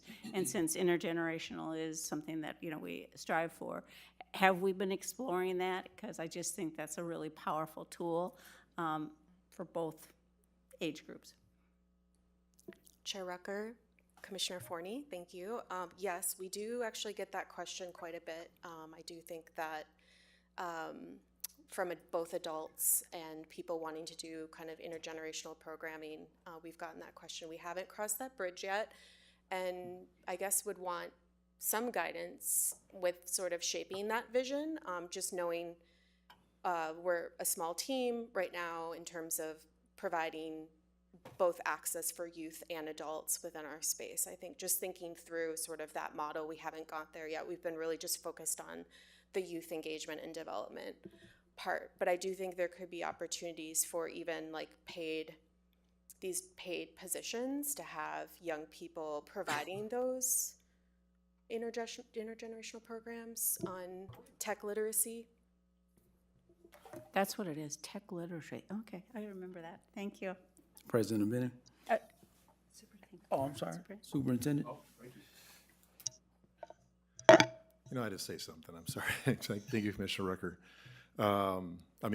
Chair Rucker. Real quickly, I just want to add, there's a great question about how we think about budget in the future and what it's going to take. We've talked about this extensively, and we haven't brought up things that, as far as there's a lot of groups we've been talking to, and Rachel knows we've had tours with folks in the world and big companies and folks that are hopefully going to be connected to this.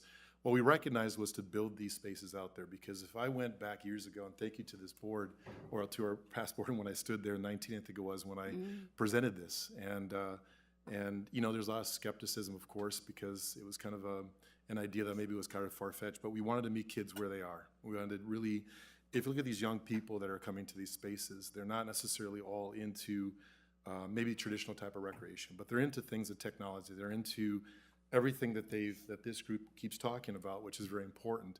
You get them into the building, right? So they say, "What are you doing today?" I said this before, and we say, and the kid says nothing. And you say, "Well, come do it with us," right? I said this before.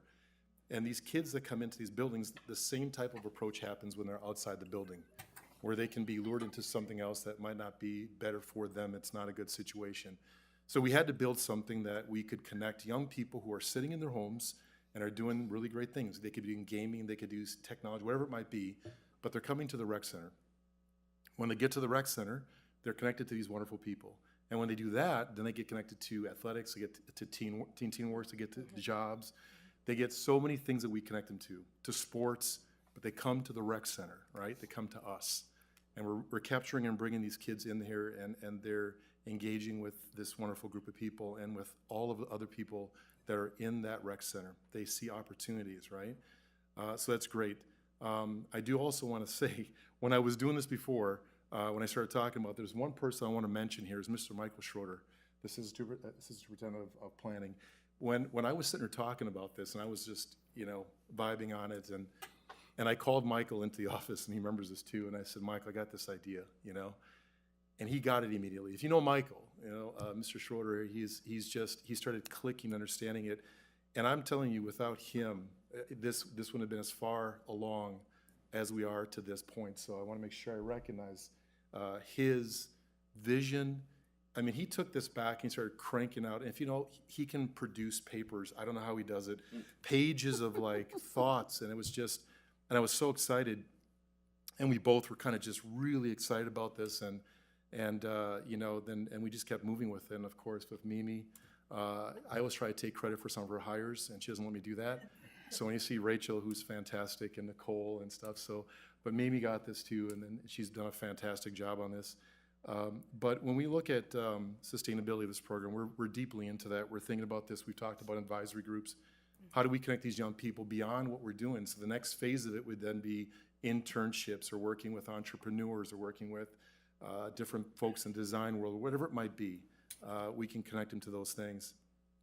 And the last thing I would say is that I'm just really proud of this, and this has just been something that I'm thankful for the trust to start thinking about this kind of a change and what it means. And if you look at those pictures and look at these young people and these wonderful people that sit in this back room, and the work that they do every day.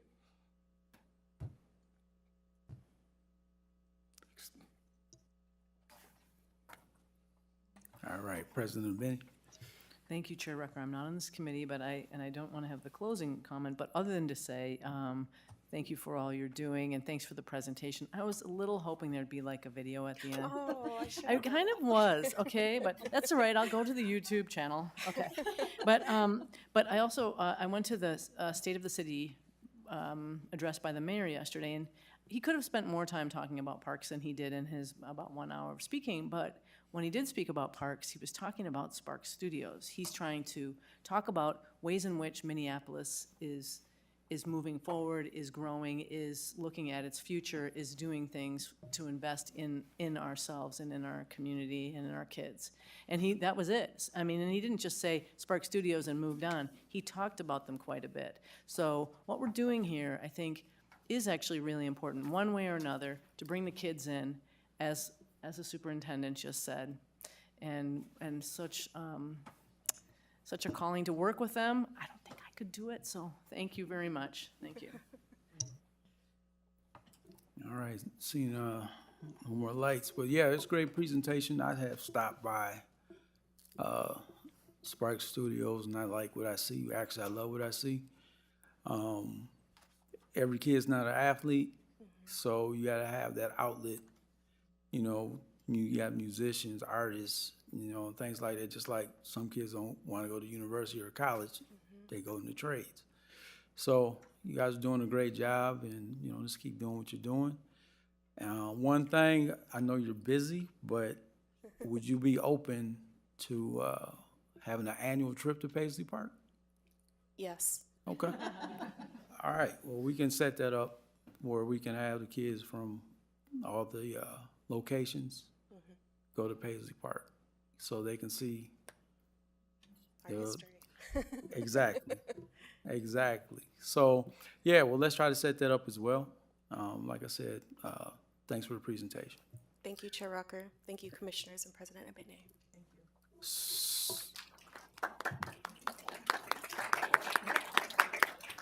So at 6:45, I adjourn the Recreation Committee. And at 6:45, I will call the Administration and Finance Committee to order. Secretary Ringo, can you please call the roll? Commissioner Elper, Present. Commissioner Forney, Here. Commissioner Rucker, Here. Vice President Schaefer, Here. Chair Thompson. Here. You have a quorum. Thank you. Would someone like to move our agenda? I'll move the agenda. Thank you. All those in favor of the agenda as presented, please signify by saying aye. Aye. Any opposed? Yes, we have an agenda. Would someone like to move our minutes? I will move the Admin and Finance Committee meeting minutes of April 16th, 2025. Thank you so much. All those in favor of adding the minutes to the record, please signify by saying aye. Aye. Any opposed? We have some minutes. Who would like to read our first resolution for I'm us? happy to move Resolution 2025-73, a resolution concurring with the City of Minneapolis assignment of Owamni Yomni Okoreapi as designate under the Water Resources Development Act of 2020 as articulated in an exclusive rights agreement and declaration of continued public commitment and approving a cooperative agreement between the Minneapolis Park and Recreation Board and Owamni Yomi Okoreapi as appended to the exclusive rights agreement. As appended. Did I say that? Hopefully. I believe so. Thank you so much, Commissioner Forney. Would people, I think this is pretty cool. And you know, I always like a short meeting, but I think that we should maybe take a look at this. If Assistant Superintendent Schroeder wouldn't mind. Thank you.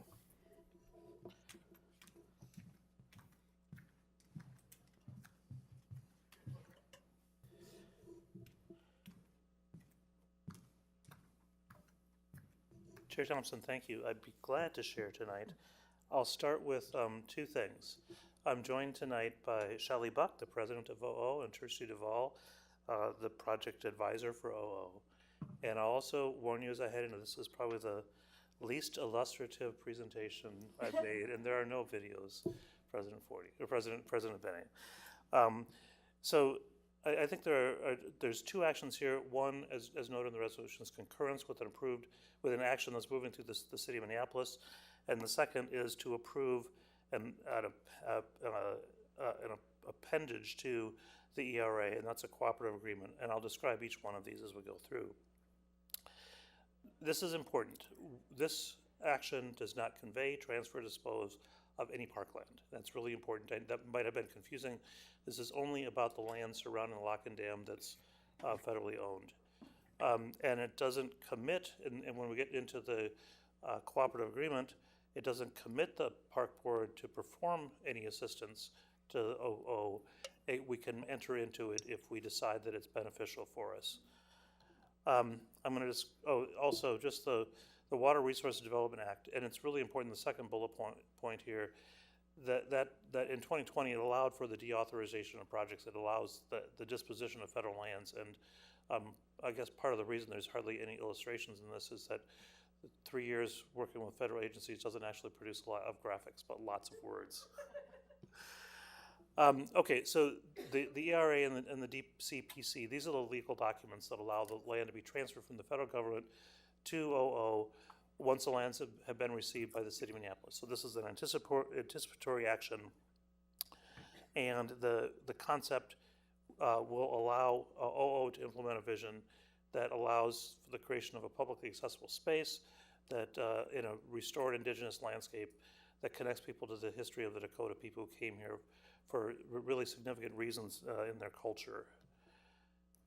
This is the only illustration, but it's a very cool one. So it begins to show an evolution of a very industrial property.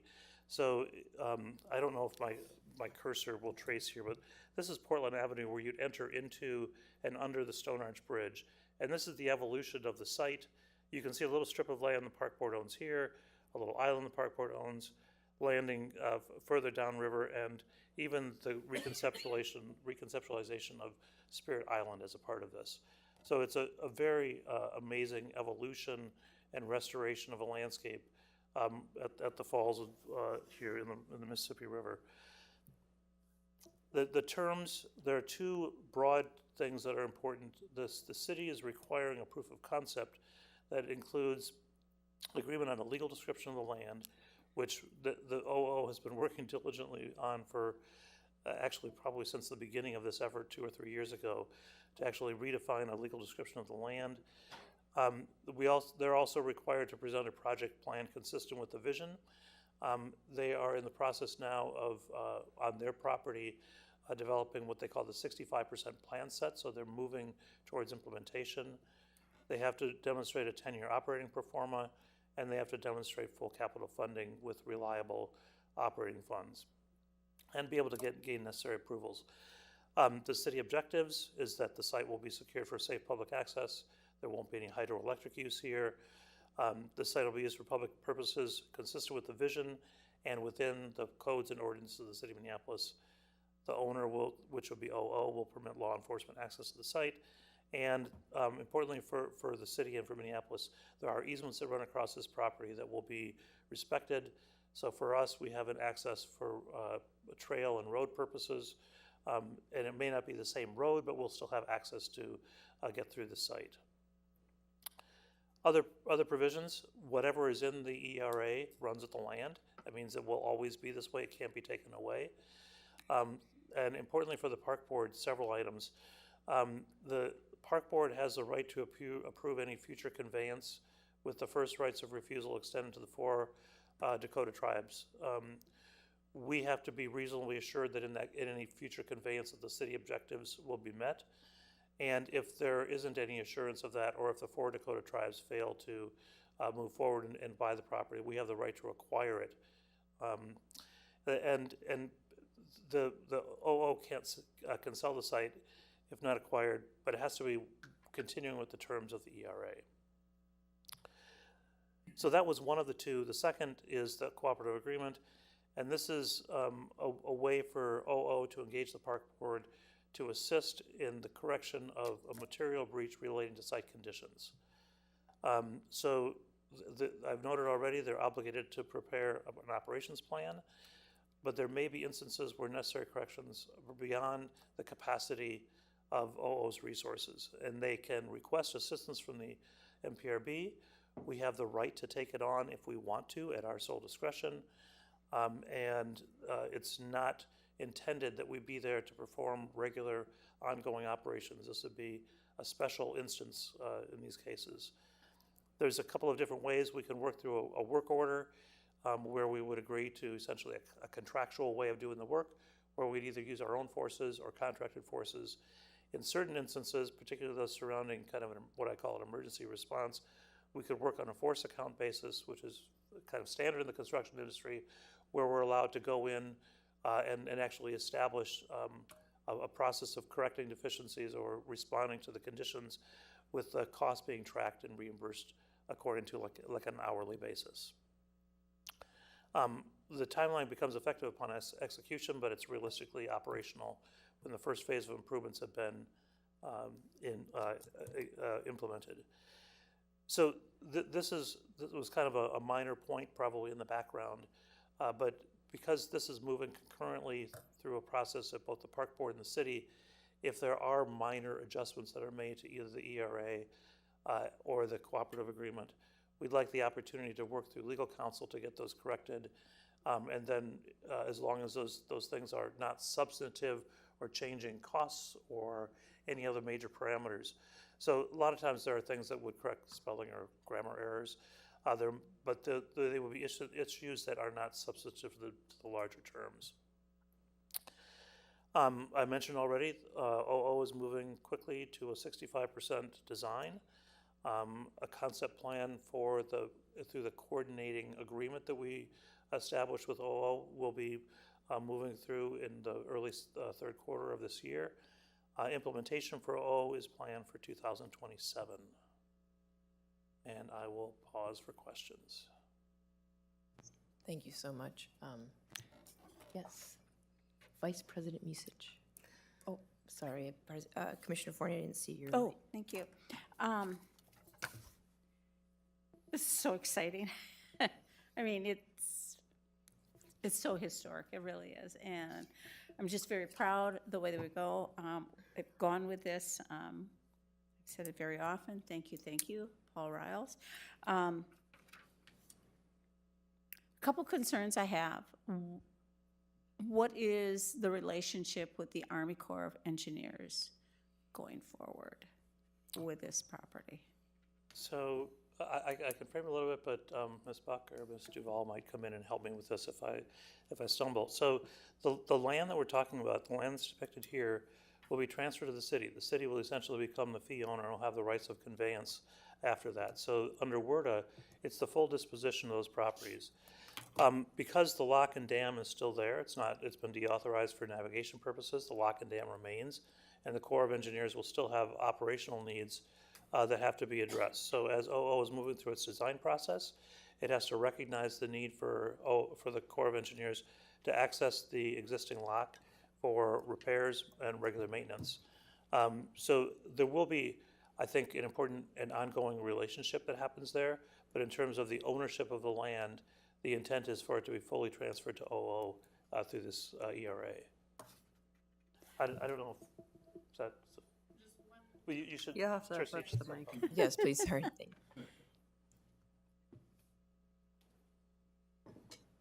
Yes, President Abene, Commissioner Forney, just one minor correction, which is the land will not go through the city. It'll be directly transferred from the federal government to OO as a result of the agreement. So the city will name, if we comply and meet the terms that the city has laid out in the agreement, then they will send a letter to the Corps of Engineers stating that Owamni Okoreabi is the city's designee, and then the transfer will occur directly. That's the only thing I would add. Thank you. Wow. I guess what I'm concerned about is liabilities, and I know that's not in this, whatever, parcels, but John Evanson, thank you, anyway, concerns about the, whatever wall it's called. Anyway, just things like that, I just, wondering, like I say, the liabilities and the fact that the Corps needs to still come in and do maintenance and stuff like that. Anyway, it sounds like you're fully aware. It's a very exciting thing, but yeah,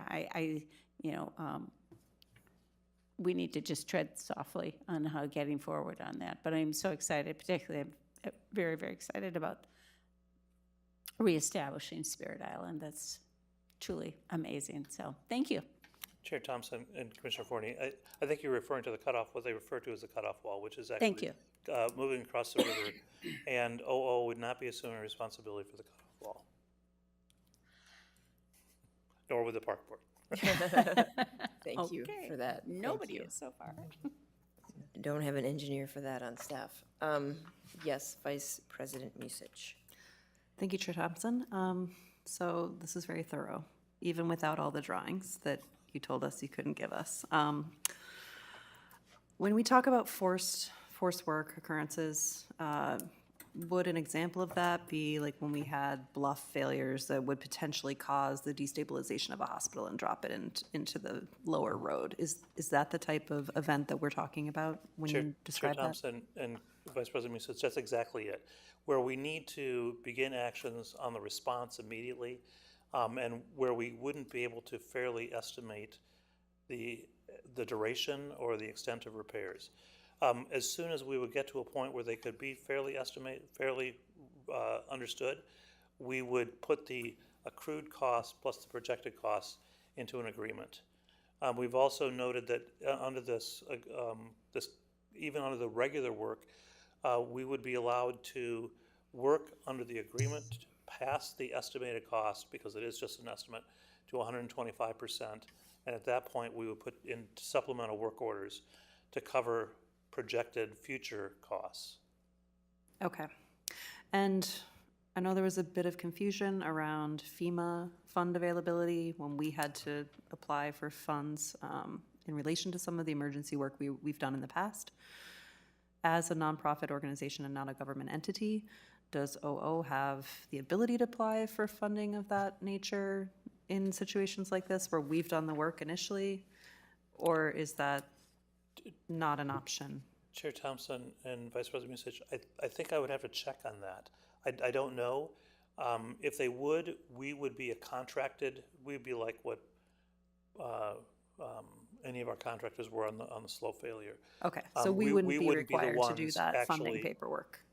Correct. We would not be the ones applying for FEMA funds to make a correction on OO lands. Okay, thank you for that clarification. You also noted in here and in the agreement, it gets into a little bit more detail about how future land dispositions would occur.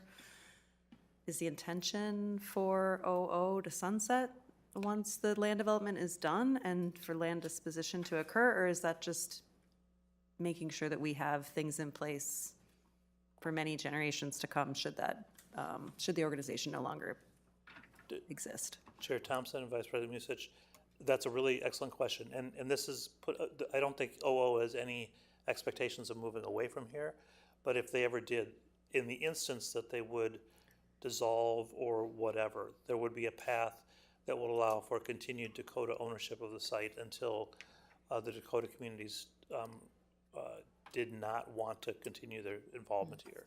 And that would be the entree back for the park board to continue to make certain that the lands could, if the board decided, determined it was useful, that the lands could continue to be publicly accessible. Okay, fantastic. I'm glad to hear that there's no intention of that. I think that the work has been really open and welcoming and forward-thinking in terms of public access to these spaces. And so I'm thrilled to hear that that will continue, no matter how we end up with land ownership in the future. So thank you for taking the time to explain that to us. Seeing no other lights, I'm grateful for the questions because this is a very, I don't want to use the word complicated, but it is a very robust set of things that we're looking at. And also extremely exciting, as Commissioner Forney pointed out. So I just had one extra question, and you might not know the answer to this, but I would just it came to me of how long has this property been in the hands of the federal government? And now it's finally going back to it's just it's a profound idea in my mind. I don't expect you to know. I'm gonna guess it's a long time. Well, Chair Thompson, I have the benefit of having Council Rice here, who might know better than I believe this evolved as a former mayor decided we should create the Port of Minneapolis at Upper Harbor, and they needed right. to Yeah, unlock the dam. if I could, please. we're in the Chair Thompson committee. Correct. If you looked around Mr. Schroeder's diagram and you'll see the Stone Arch Bridge, that was built in, was it 1883, I think the same time the Park Board was created. Wow. Created 140 plus years ago. And then you see the cut there, the lock and dam. That was a project that started in the 50s. Hubert Humphrey was the mayor, and there was a number of business people in the upper, what we now call the Upper Harbor or above the falls area, that wanted access to transportation via the Mississippi River. And the Corps of Engineers came in there and made the river navigable, which gave the federal government then the Corps jurisdiction up to the Camden Bridge and beyond. And so it isn't that old. But in the process of building the lock and dam, Spirit Island was removed over a long period of time, but that kind of ended that. And you see the kind of breaker wall that's now just above that. So the Corps' involvement is 80 years plus there. And so, as Mr. Schroeder indicated, the big issue would be, how do you decommission or remove that lock and dam? And that would be quite an undertaking. Yeah. Commissioner Forney talked about the cut. What was the name of the cutoff wall? Well, you got to maintain that, and the question is, how would you remove that kind of infrastructure? I mean, there's millions of tons of cement, maybe not millions of tons, but tons and tons of cement that make up that wall in a very kind of area. Yeah, Yeah. So. Thank you so much for that encapsulation of the space, Council Rice. I just think it's really, really exciting and also fascinating, and I love this river. I think we all do. Seeing no other lights, let's take this to a vote.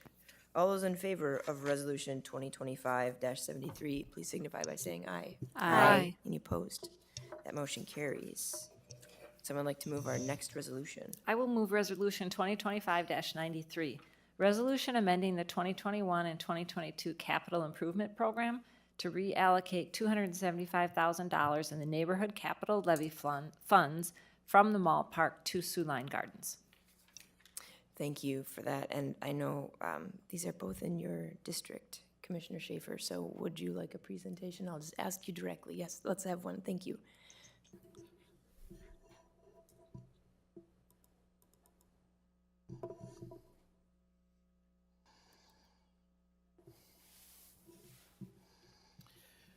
Commissioners, I'll start with where the source of the funds is as we look towards reallocation. In the current CIP, there are funds allocated to the Mall Park to what at one time, up until 2022, was the neighborhood capital levy. The neighborhood capital levy was the $2.5 million that we had through our levy to make improvements in neighborhood parks before MPP 20. So if you look at what we're doing now, the dollars that we have available to make improvements in neighborhood parks are driven by the MPP 20 program, which I think has $11 or $12 million available in it. So this is the $2.5 million that was originally allocated in previous budgets, and when we entered into the CIP with MPP 20, we determined that it was necessary to maintain the commitment of those funds to a neighborhood park that had been waiting for a long time. So these funds were probably allocated, I think, in the 2015 or 2016 budget to the Mall Park, and we have basically not done anything with them. So I just wanted to explain that that's the reason these funds are there, and because they're capital levy, they don't fit under the equity metrics, and they are able to be reallocated. I'll note that as we move through work on the Mall Park, there were some of those funds expended, and it leaves a remainder of just over $275,000. I'm sorry, going the wrong way. So there's some things coming back from the resolution that was passed related to the Mall Park. I'm not going to go through those, but I'll focus on the fourth dot point, that we noted that the funding currently allocated to improvements in the Mall Park, but that had not been spent, could be reallocated by the Board of Commissioners, specifically because they were capital levy funds. So this is kind of a summary of where we are with the Sioux Line Gardens. There was an allocation for the bike ramp that never happened through parkland dedication funding from the Whittier neighborhood of $370,000. There was also an allocation from the Community Garden Fund that allowed us to do some design work and hire Braun Engineering to do some investigative work on the soils when we learned of the contamination. So the total amount of sources that have been allocated, but not all used, is for the gardens $424,000. What's important about the parkland dedication funding, and part of the reason why we need this request, is parkland dedication funds can't be used for the repair or remediation of a site. They can only be used for new uses directed to new users. So when we look at what's going ahead with Sioux Line, essentially we have to erase the $370,000, and it really puts us at essentially a deficit when we look at the balance. So we have essentially a usable balance for creating an interim plan or any other kind of plan for Sioux Line of 0. I'll explain the site design that we're looking for in a minute, but just to summarize this sheet, we have site design and engineering, project management, which we are estimating at $40,000. The site construction for interim use, we're exploring different options, but I think we're probably at a minimum of $100,000 and maybe reaching to $200,000. So the $275,000 would be sufficient to cover what we need to do to get the gardeners back in place in this garden. So we did develop several concept plans. We worked closely with the gardeners. We had community meetings as we normally would as we move through a capital project. We had eventually 3 different concepts that were reviewed, And the underlying drawing here is the concept that the gardeners and the community was most favored. We label it as a concept, but it's not been approved. You haven't adopted it yet. But we feel it's important that you recognize there is a long-term direction here. Whether it's ever implemented or not will rely on funding. I'll note that we pursued funding that would have actually helped us implement this plan through Hennepin County, through the Environmental Remediation Fund. That was not successful. When we followed up with Hennepin County staff, our application as a community garden didn't fare well compared to others in a very competitive environment because we really had no economic development assets tied to this. So as we look forward and have had continuing discussions with our consultants in Hennepin County, it doesn't seem like for the foreseeable future we'll be able to change that. We talked about reapplying, but it doesn't seem like we'll get there soon. And our goal here has always been to get the gardeners back into the garden. But this plan, we estimated, would probably cost $750,000. It provides about the same number of community garden beds that was here before. It also looked at building the access ramp down to the greenway, but I'll note that there is a property division here. It's very light in this drawing. It's right through here. So we would have to work with Hennepin County if this were ever to be implemented. The other thing that's important about this plan and why we will eventually be bringing it forward for the board to consider as adoption, so we would have a long-range plan in place, is when the greenway or when the bike trail was going through, the state and federal government didn't recognize this as a 4F property. So we think having an approved board plan will help us resist further intrusions upon our 4F rights. So I'm going to focus then on this orange box because we have a strategy. We don't have $750,000. We have a smaller amount. So we have an interim use where we will take a portion of the garden. Actually, it looks like that orange box has shifted slightly since we brought this into this computer. But it is essentially a portion of the garden that would be restored with a different approach, a less intrusive approach. And it's important that we understand what the parameters are from the MPCA for gardening on a site. So if we were to do, and the important thing is that disturbance of the soil potentially releases the contaminants for breathing in. It's not getting it necessarily on your hands, it's the friable material loosening in the air and the ingestion of those through breathing that can cause problems. So we needed to come up with a solution that would either separate the contamination by 4 feet of replaced soil or make certain that the gardeners can work in soil that's above the existing surface of the ground. So when we failed to get the ERF grant, which would have replaced essentially the garden soils to a depth of 4 feet, we backed off and we said, what can we do more quickly? So this solution is essentially placing, and I'm going to simplify it greatly as I did in the blue text down here, taking some project area. We note about 13,000 square feet. Depending upon how bids would come in this work, we might be able to actually do more. But we would place first a geotextile layer across the soil. We would place clean soils over the top of that.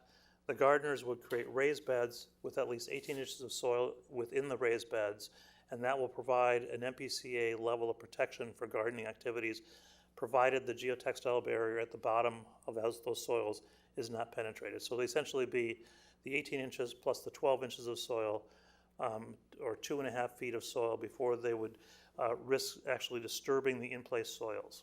And then there would be wood chip paths created between the raised garden beds. We would use the same, what's called 5R or engineered wood mulch that is technically accessible for wheelchairs to move through the garden. So that is where we're at. Thank you so much for that. Does anyone have any questions or comments? I think it looks good, and I'm excited. I think that was what we had the camera here was for the Sioux line tonight, so who knows? Okay, seeing no lights, all those in favor of resolution 2025-93, please signify by saying aye. Aye. Any opposed? That motion carries. And thank you again for that presentation, Assistant Superintendent Schroeder. Okay, the big one, Director Wiseman, our and our wonderful guest from the city's office, our report item on the assessor. Take it away.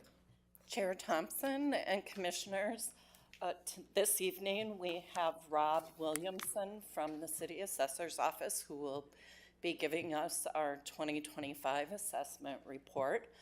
Before he begins, I just would like to remind us that 81% of our general fund is funded through property taxes. So this presentation this evening is really important. It will be 82% in 2026. And so with that, I'll turn it over to Rob.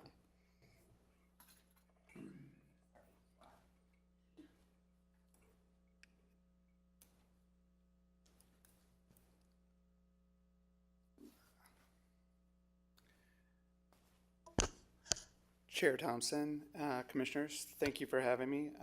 As I was introduced, my name is Rob Williamson. I am an appraisal supervisor with the Minneapolis Assessing Department, and I am here in lieu of Rebecca Malmquist, City Assessor, who unfortunately couldn't be here to present tonight in lieu of other obligations that she had. So, get into it. Presenting the 2025 assessment report. The Minneapolis Assessment Department recently completed the January 2nd, 2025 assessment of approximately 131,000 properties as part of the annual process dictated by state statute. Notices of valuation and classification, also known as value notices, were mailed March 14th, and the local Board of Appeals and Equalization for Minneapolis has adjourned for the calendar year. The 2025 assessment is used to calculate the 2026 property taxes, as the budget and levy are determined after the assessment is set, and then taxes are paid the following year. The data we use to set the annual assessment reflects arm's length transactions that occurred between October 2023 and September of 2024. Looking at this slide, this is an illustration where at the bottom the slide shows how every property's share of taxes is based on its market value, classification, and tax rate. Market values are determined by examining real estate market transactions and market trends. Classifications are determined by the use of the property as of the assessment date, and a class rate is applied as set by the state legislature. The tax rate is determined using budgets of local governments such as city, county, school districts, and watersheds. To expand on this process, the chart on this slide gives examples of tax calculation for various property types in Minneapolis.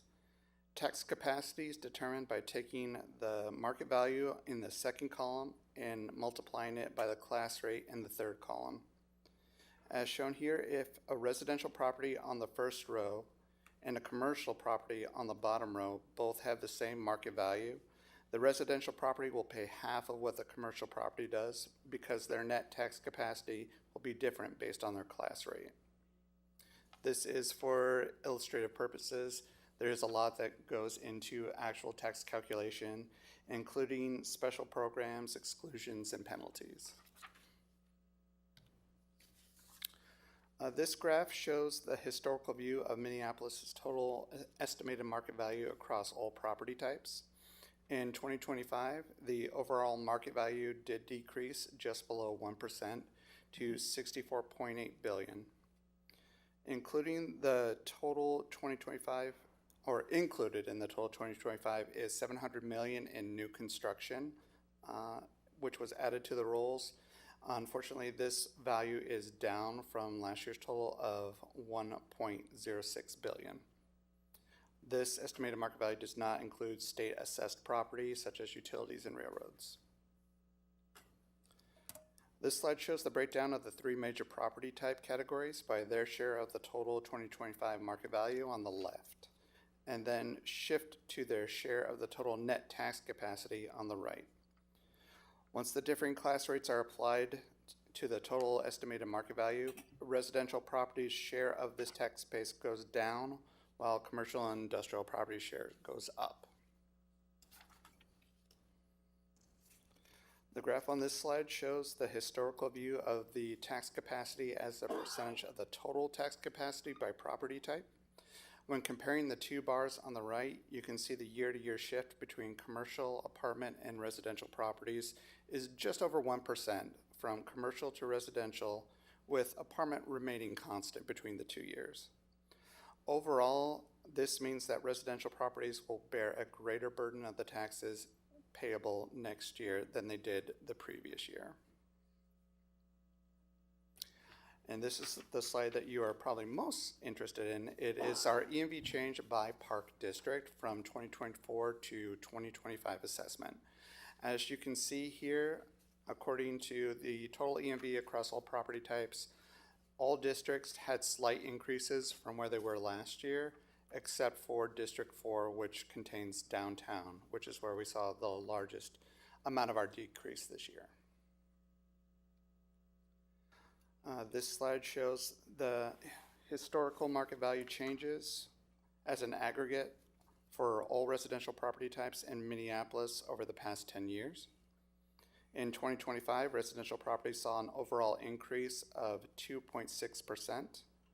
Last year marked the first time in many years that we were seeing a decrease in Minneapolis of our total aggregate residential values.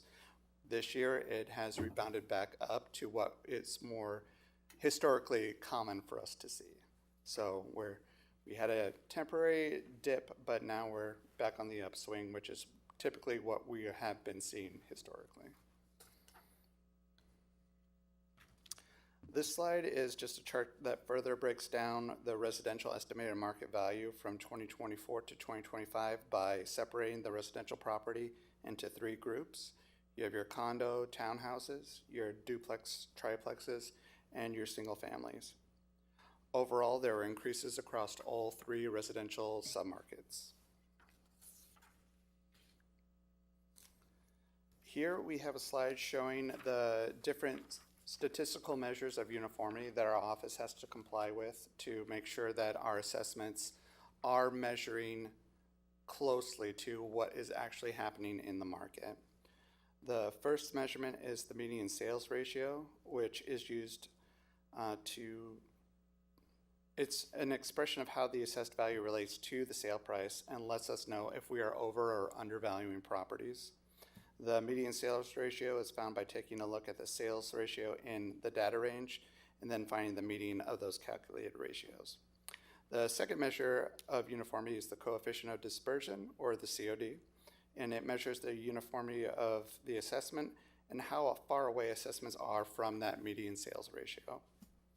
And then the last measurement is the price-related differential, or the PRD.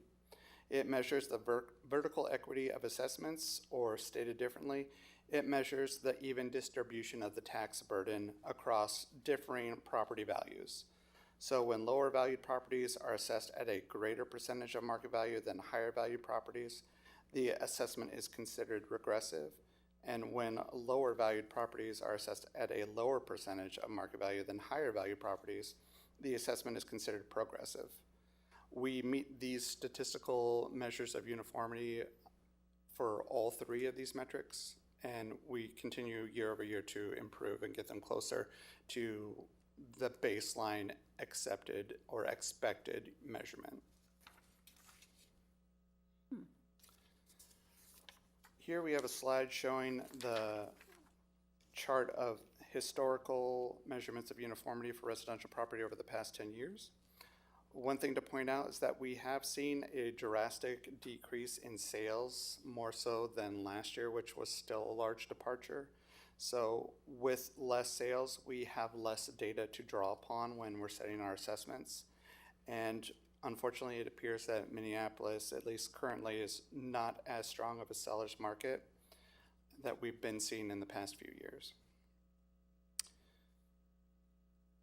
This graph shows the comparison of the median sale price to the median estimated market value over the past 10 years. The median estimated market value increased by 3.2% from 2024 to 2025, increasing from $323,000 to $333,400.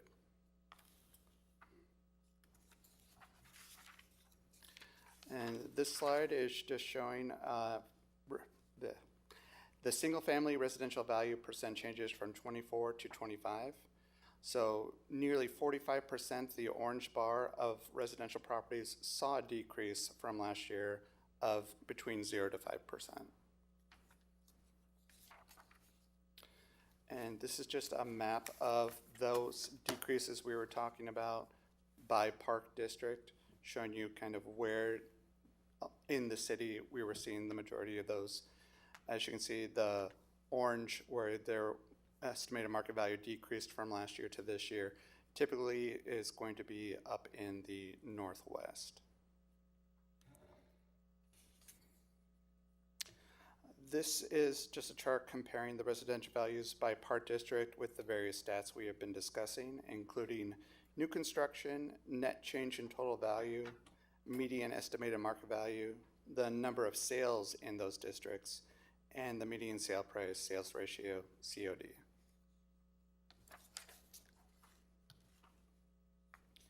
So switching from residential to commercial valuation, looking at this slide, we have the 2025 commercial values.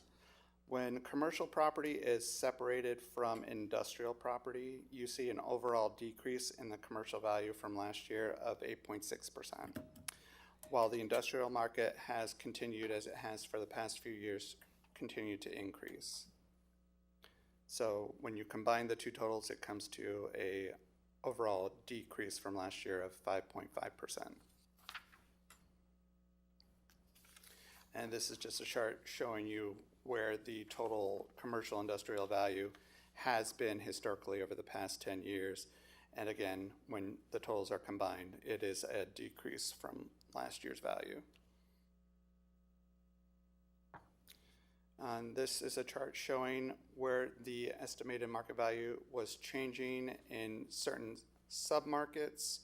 Looking at this chart, you can see the biggest decrease we were seeing was in downtown commercial property, mostly related to our office towers, where we saw a large drop last year, and unfortunately, we are still continuing to see drop in those office tower valuations.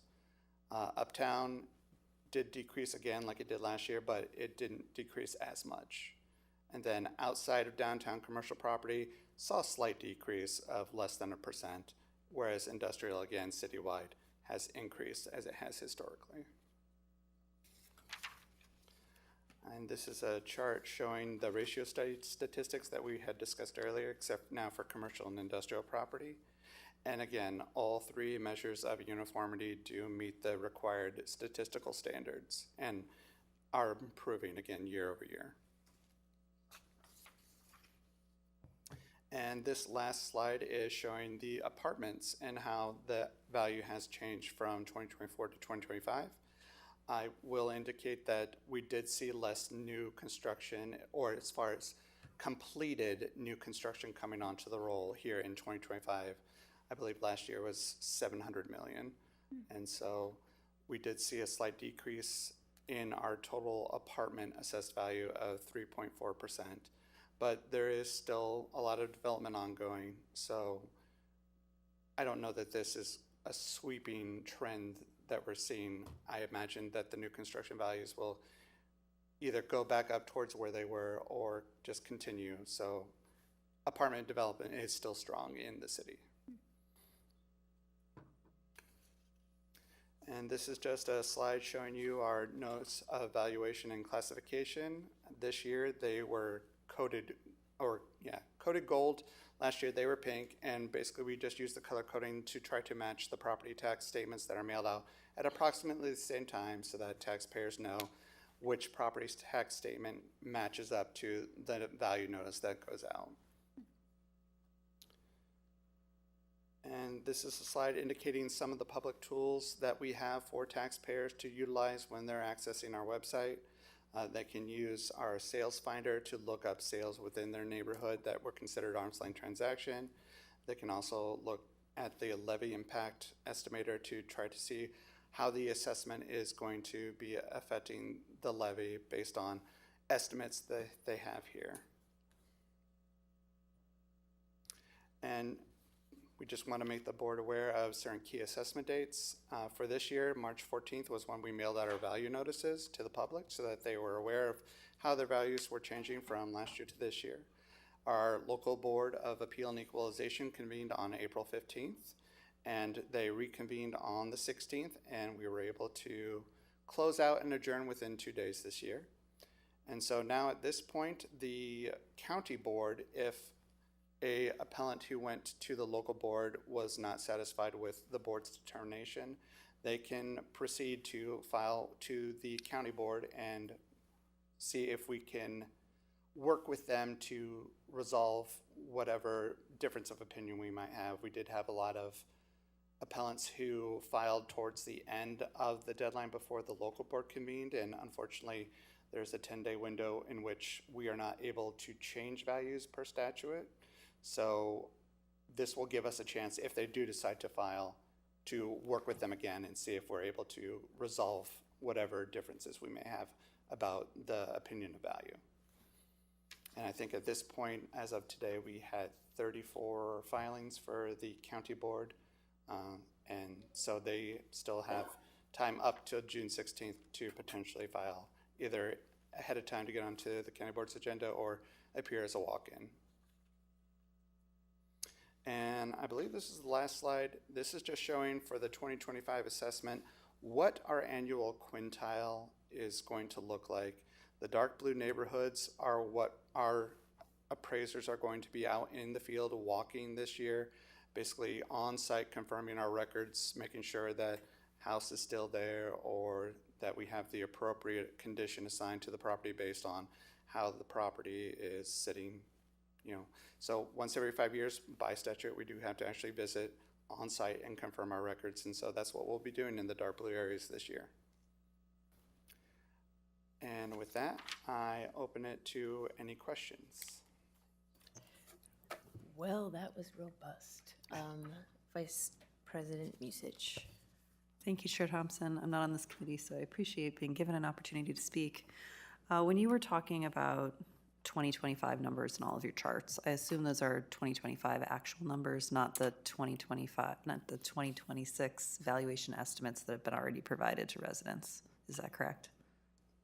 Chair Thompson and Commissioner, the 2025 values that are being referred to are the 2025 assessments payable in 2026. Okay. So those are the... So it's what people got in March? Correct. Okay, great. So we see an increase overall in the city's valuation of property for the 2026 collectible taxes, at least so far. Chair Thompson and Commissioner, unfortunately for the 2025 assessment, the overall total assessment for the city did actually decrease. Oh, it did? Okay.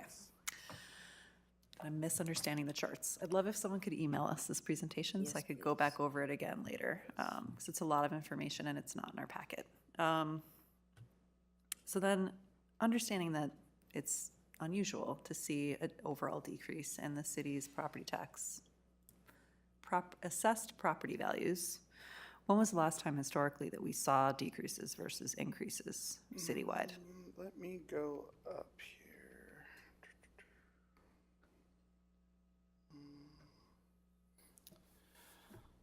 So, Chair Thompson and Commissioner, the last time we saw a decrease was last year, but prior to that, it had been not in the last 10 years. Okay. So we are unfortunately in a pattern of seeing an overall decrease in our total assessments, at least for the past 2 years. All right. And a lot of that is attributable, I apologize, to the downtown. Chart. I think maybe it might be the residential change history. So when we're talking about residential property values, it looks like 2024 was the only time in the past 10 years we've seen something like that occur. Do you know if that's common for something like that to happen at least once in a 10-year period, or is this unusual that we've seen this reduced value in our residential property values? Chair Thompson and Commissioner, so this is a little unusual for residential property specifically. It has been several years since we saw an overall decrease in our residential property. But I would say real estate is cyclical, so there are going to be points where there is a downturn. So once in a decade, I would not say it is uncommon to see somewhat of a downturn. I think the last time Minneapolis saw a large downturn in residential property was around 2008, 2009 during the financial crisis. So I don't know if there was any time in between then and now that we saw something similar. But I think what was attributable to this decrease in 2024 is that we were seeing the interest rates having such an impact on not only affordability of residential property, but also availability. And so that was really impacting some of what we were seeing as far as the sales. But it seems to have leveled out for now, and hopefully there won't be any economic sticker shocks that happen with real estate, but we'll see. Thank you. Seeing no other lights, I'll ask some of my questions. First of all, thank you for that. And I would also love to get an email of this or a copy of this presentation, whatever that is, shared the thing. So, because I was frantically writing down numbers. You talked about the difference in class rate and just kind of using an example between commercial and residential. Can you unpack that a little bit more for us of the impacts that it has in the overall valuation of the city? Sure. Chair Thompson, so the class rates are set by the state legislature. Minnesota actually, I think, is one of the states with the largest number of different class rates. I believe there's close to 20, if not more. Wow. But for this demonstration purposes, these are the three main property types. And so it's used by the legislature to help distribute some of the tax burden a little bit more equitably, just due to the fact that there is so much more residential property than there is the other property types. And so that's why the other property types tend to have a higher class rate to try to make up and redistribute some of that property tax burden. So if you can look at this slide, the tax capacity is the market value times the class rate, and it is the tax capacity that is multiplied by the same tax rate to get what is going to be the property taxes owed for a particular property type. And so even if all three property types have the same market value, the apartments and then the commercial industrial properties will pay more in taxes than a residential property would, even if they were assessed at the same market value. And the 1.0, 1.25, 2.0, are those just for demonstration purposes, or are those accurate to what's actually happening? Those are accurate as far as the state mandated class rates for those property types. Thank you. So commercial pays double what a residential class rate would pay of a similar size? Correct. Thank you for that. I have another question. The price rate differential, I believe it was like slide 11 and slide 20, you did it. Can I just get clarification on the 97 to 103, and then we're obviously at the 101 point things. You had said one was regressive and one, I can't remember which direction, plus or minus on I'm guessing 100 would be what we're striving for, or I just wanted to get a clarification on the number values. Sure. So, Chair Thompson, the PRD is used to measure, as you indicated, regressivity and progressivity of assessed values compared to market values, or sale prices rather. Mm-hmm. And ideally, if everything is in equilibrium, you would be at 1. At 1, yeah. And so these are going to be slightly, and I want to make sure I'm not messing this up. I usually have to refer to text for this. So I want to say that this is indicating that we are progressive, and that this means that the lower value properties are assessed at a lower percentage of market value than higher value properties. Sorry, can you say that one more time? Sure. That lower valued so properties lower value are... properties are assessed at a lower percentage of the market value than higher value properties. So essentially, that's just saying that looking at an acceptable margin of error is the lower value properties that tend to be undervalued versus the higher value properties. Okay. Got that. I always love, I love, you know, getting the actual equation, because then I get very excited and then I figure out and I know exactly what's going on. So when I just get the resultant, I like to unpack it, so thank you for that. I had one more question. Let's see, where is it? Oh, yes, slide 18 said the commercial values had fallen 8.6%, and I was actually just looking at it, and it looks like we're right around, we're actually below, it's the bar graphs, so maybe, yeah. We're below or right about, we're below the 2019 values of our commercial sector. Have we built commercial in that 6-year time frame? Chair Thompson, I'll redirect you to the slide immediately before that. We did have 56.6 million in new construction added to the rolls for the 2025 assessment. So yes, there are continual new construction projects that are occurring. It's just, unfortunately, that number is not offsetting some of the loss in value, which again, unfortunately is predominantly due to a lot of our downtown office towers, which are struggling to rebound from the pandemic. And just office market in general is still trying to recalibrate how to work with remote work and the lack of space that they don't require any longer. And so now property owners are trying to figure out how to renegotiate their leases, and that is impacting their occupancy, and that's impacting the sales of these towers. And not many, but there has been 1 or 2 defaults of some of our towers here in downtown Minneapolis. I believe St. Paul is facing a similar issue. So that is what's really driving some of that value loss in commercial properties that you're seeing. So a default on like a huge skyscraper. Correct. So just to summarize, we have more commercial property over the last 6 years, and it's valued less, which obviously is a concerning trend. Yeah. I appreciate those answers, and I appreciate the clarity on this. Do my colleagues have questions? Yes, Commissioner Schaefer. Do you do any projections for the next 3-4 years? And if so, what does it look like trending? Chair Thompson and Commissioner. No, unfortunately, we typically deal more with historical information. We can look at appraisal techniques like discounted cash flow that does project out 5-10 years. We've been doing that a lot for our hotel hospitality markets, just because due to the pandemic, that occupancy is so uncertain right now that you do have to try to project out to a stabilized era where things are going to get back to a new normal.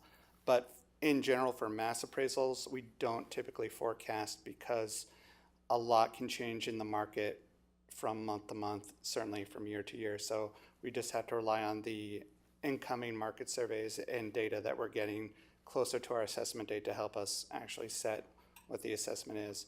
I want to say that City Assessor Malmquist had indicated that through some of the seminars that we attend, trying to hear about what's happening with the market regarding commercial property and office property, and specifically, there was a lot of optimism about going into next year, but that was pre-Liberation Day. So I'm not certain how that's going to have a potential cooling effect on investors and property owners going forward. Now that construction materials could potentially be increasing in cost, there may be a cooling effect on new construction. And then if the office market doesn't see a turnaround, if we don't have the new construction to continue to try and offset some of the decreasing values, we don't know what could happen. So that's why we typically try not to get too far ahead of ourselves, and we don't forecast out, to answer your question. Commissioner Menz. Would there be a plan to possibly forecast out in the future? Because I think that we've seen this coming. I mean, were we not forecasting this to happen? Because it seems like we were, so we don't have any predictions, or? Chair Thompson and Commissioner. So per the state's mandated guidelines, we do have to use still historical information. We do have to use sales prior to the assessment date to set our assessments and measure them. So using mass appraisal techniques, those typically are not geared towards forecasting. It's mostly set and based on historical information. But it's certainly something that we can always try to look at. It's just when you forecast out, you increase your element of uncertainty. And you still do have your state mandated requirements of using historical information. So I'm not aware of an acceptable mass appraisal technique for using forecasted implementation. It's typically done, like with our hotels, more on an individual basis because you're focusing in on one property, specifically looking at historical information where that property has been and trying to extrapolate what would that value be and then discount it back to the current day. So even then, you are using historical information, forecasting, and bringing it back to a specified period, which is still going to be your assessment date, which at that point is probably a couple months in the past as well. This feels like an interdepartmental thing, because I get that you guys are assessing what's happening and forecasting might be in a different department. But yeah, probably, yeah, please. Add something. I mean, the excellent presentation by the assessor's office. What you should, as elected officials, understand, the assessor's got a very specific role. They're valuing property to determine taxes. So in a way, they're umpires. I mean, they have to make the call as best they can and stay within something. If they get too far ahead of themselves and start thinking, well, you know, next year's going to be good or bad, it can start to potentially affect their judgment. They have to be objective and look at the property, and it's very helpful. But if they start, and I earlier in my career, I did some of these cases. If you get too far ahead and then you put them on the stands, well, didn't you think that you were going to have a gain or a loss? Then they could argue that they're impairing their judgment if they get too far ahead. They have to be grounded in what's actually happening, you know, in the market. And so to some degree, they're driving through the rearview mirror to say, hey, here's actually what happened, and not get too far ahead of themselves. Now, it's very important to you as policymakers to say, where are we going and what can we do on taxes? But that's maybe another, you can talk to commercial real estate people and people who would give you other estimates, but they really have to stick to the facts, I think. That's what I've always learned with assessors. Yes. Thank you. Do you have anything more, Commissioner Miss? Thank you for that, Councilor Rice. Thank you for that sobering presentation. Seeing no other lights and nothing else to do on my agenda, I am going to call, oh, sorry, Director Weisman. You get to big finish. Chair Thompson, I just want to apologize for forgetting to mention this in the beginning. You will be receiving an email of this presentation, but this presentation will also be posted on our public website on the budget page as well. Awesome. Thank you so much. It's a lot of work and it's a lot of numbers. Love numbers. Okay, I will call the committee adjourned at 7:49 p.m. I'd like to call the Planning Committee to order here at 7:48, and if our secretary would please call the roll, I'd appreciate it. Commissioner Alper. Present. Commissioner Rucker. Here. Commissioner Schaefer. Here. Vice Chair Thompson. Here. Chair Forney. Here. You have a quorum. Thank you. I'll take a motion to approve the agenda. I'll move the agenda. Thank you. All those in favor, please signify by saying aye. Aye. Aye. Oppose? That action carries. On to the approval of our minutes. Somebody would like to move that? I'll move the minutes of April 2nd, 2025. Great. All those in favor, please signify by saying aye. Aye. Oppose? That action carries. Okay, on to our, do we have just one item? No, we have two items, excuse me, okay. Somebody'd like to move our first resolution, I'd appreciate it.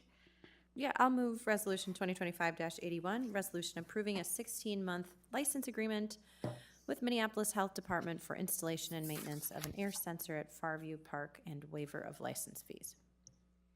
Great. Any questions of the action before us? Any questions? Not seeing any lights? All those in favor, please signify by saying aye. Aye. Oppose? That action carries. Well, this is going great. Okay, our next one. Anybody please move that action? I will move Resolution 2025-82, resolution approving a 16-month lease agreement with Minneapolis Health Department for installation and maintenance of an air sensor at 3104 Pacific Street, located within Above the Falls Regional Park, and waiver of license fees. Great. Any questions? Any questions? Not seeing anything. I'll just say I think this is an awesome project. Really excited and look forward to the information that's put together on it. So anyway, all those in favor, please signify by saying aye. Aye. Oppose? That action carries. And my goodness, at 7:51, I will then adjourn the planning committee. Doo-doo-doo-doo.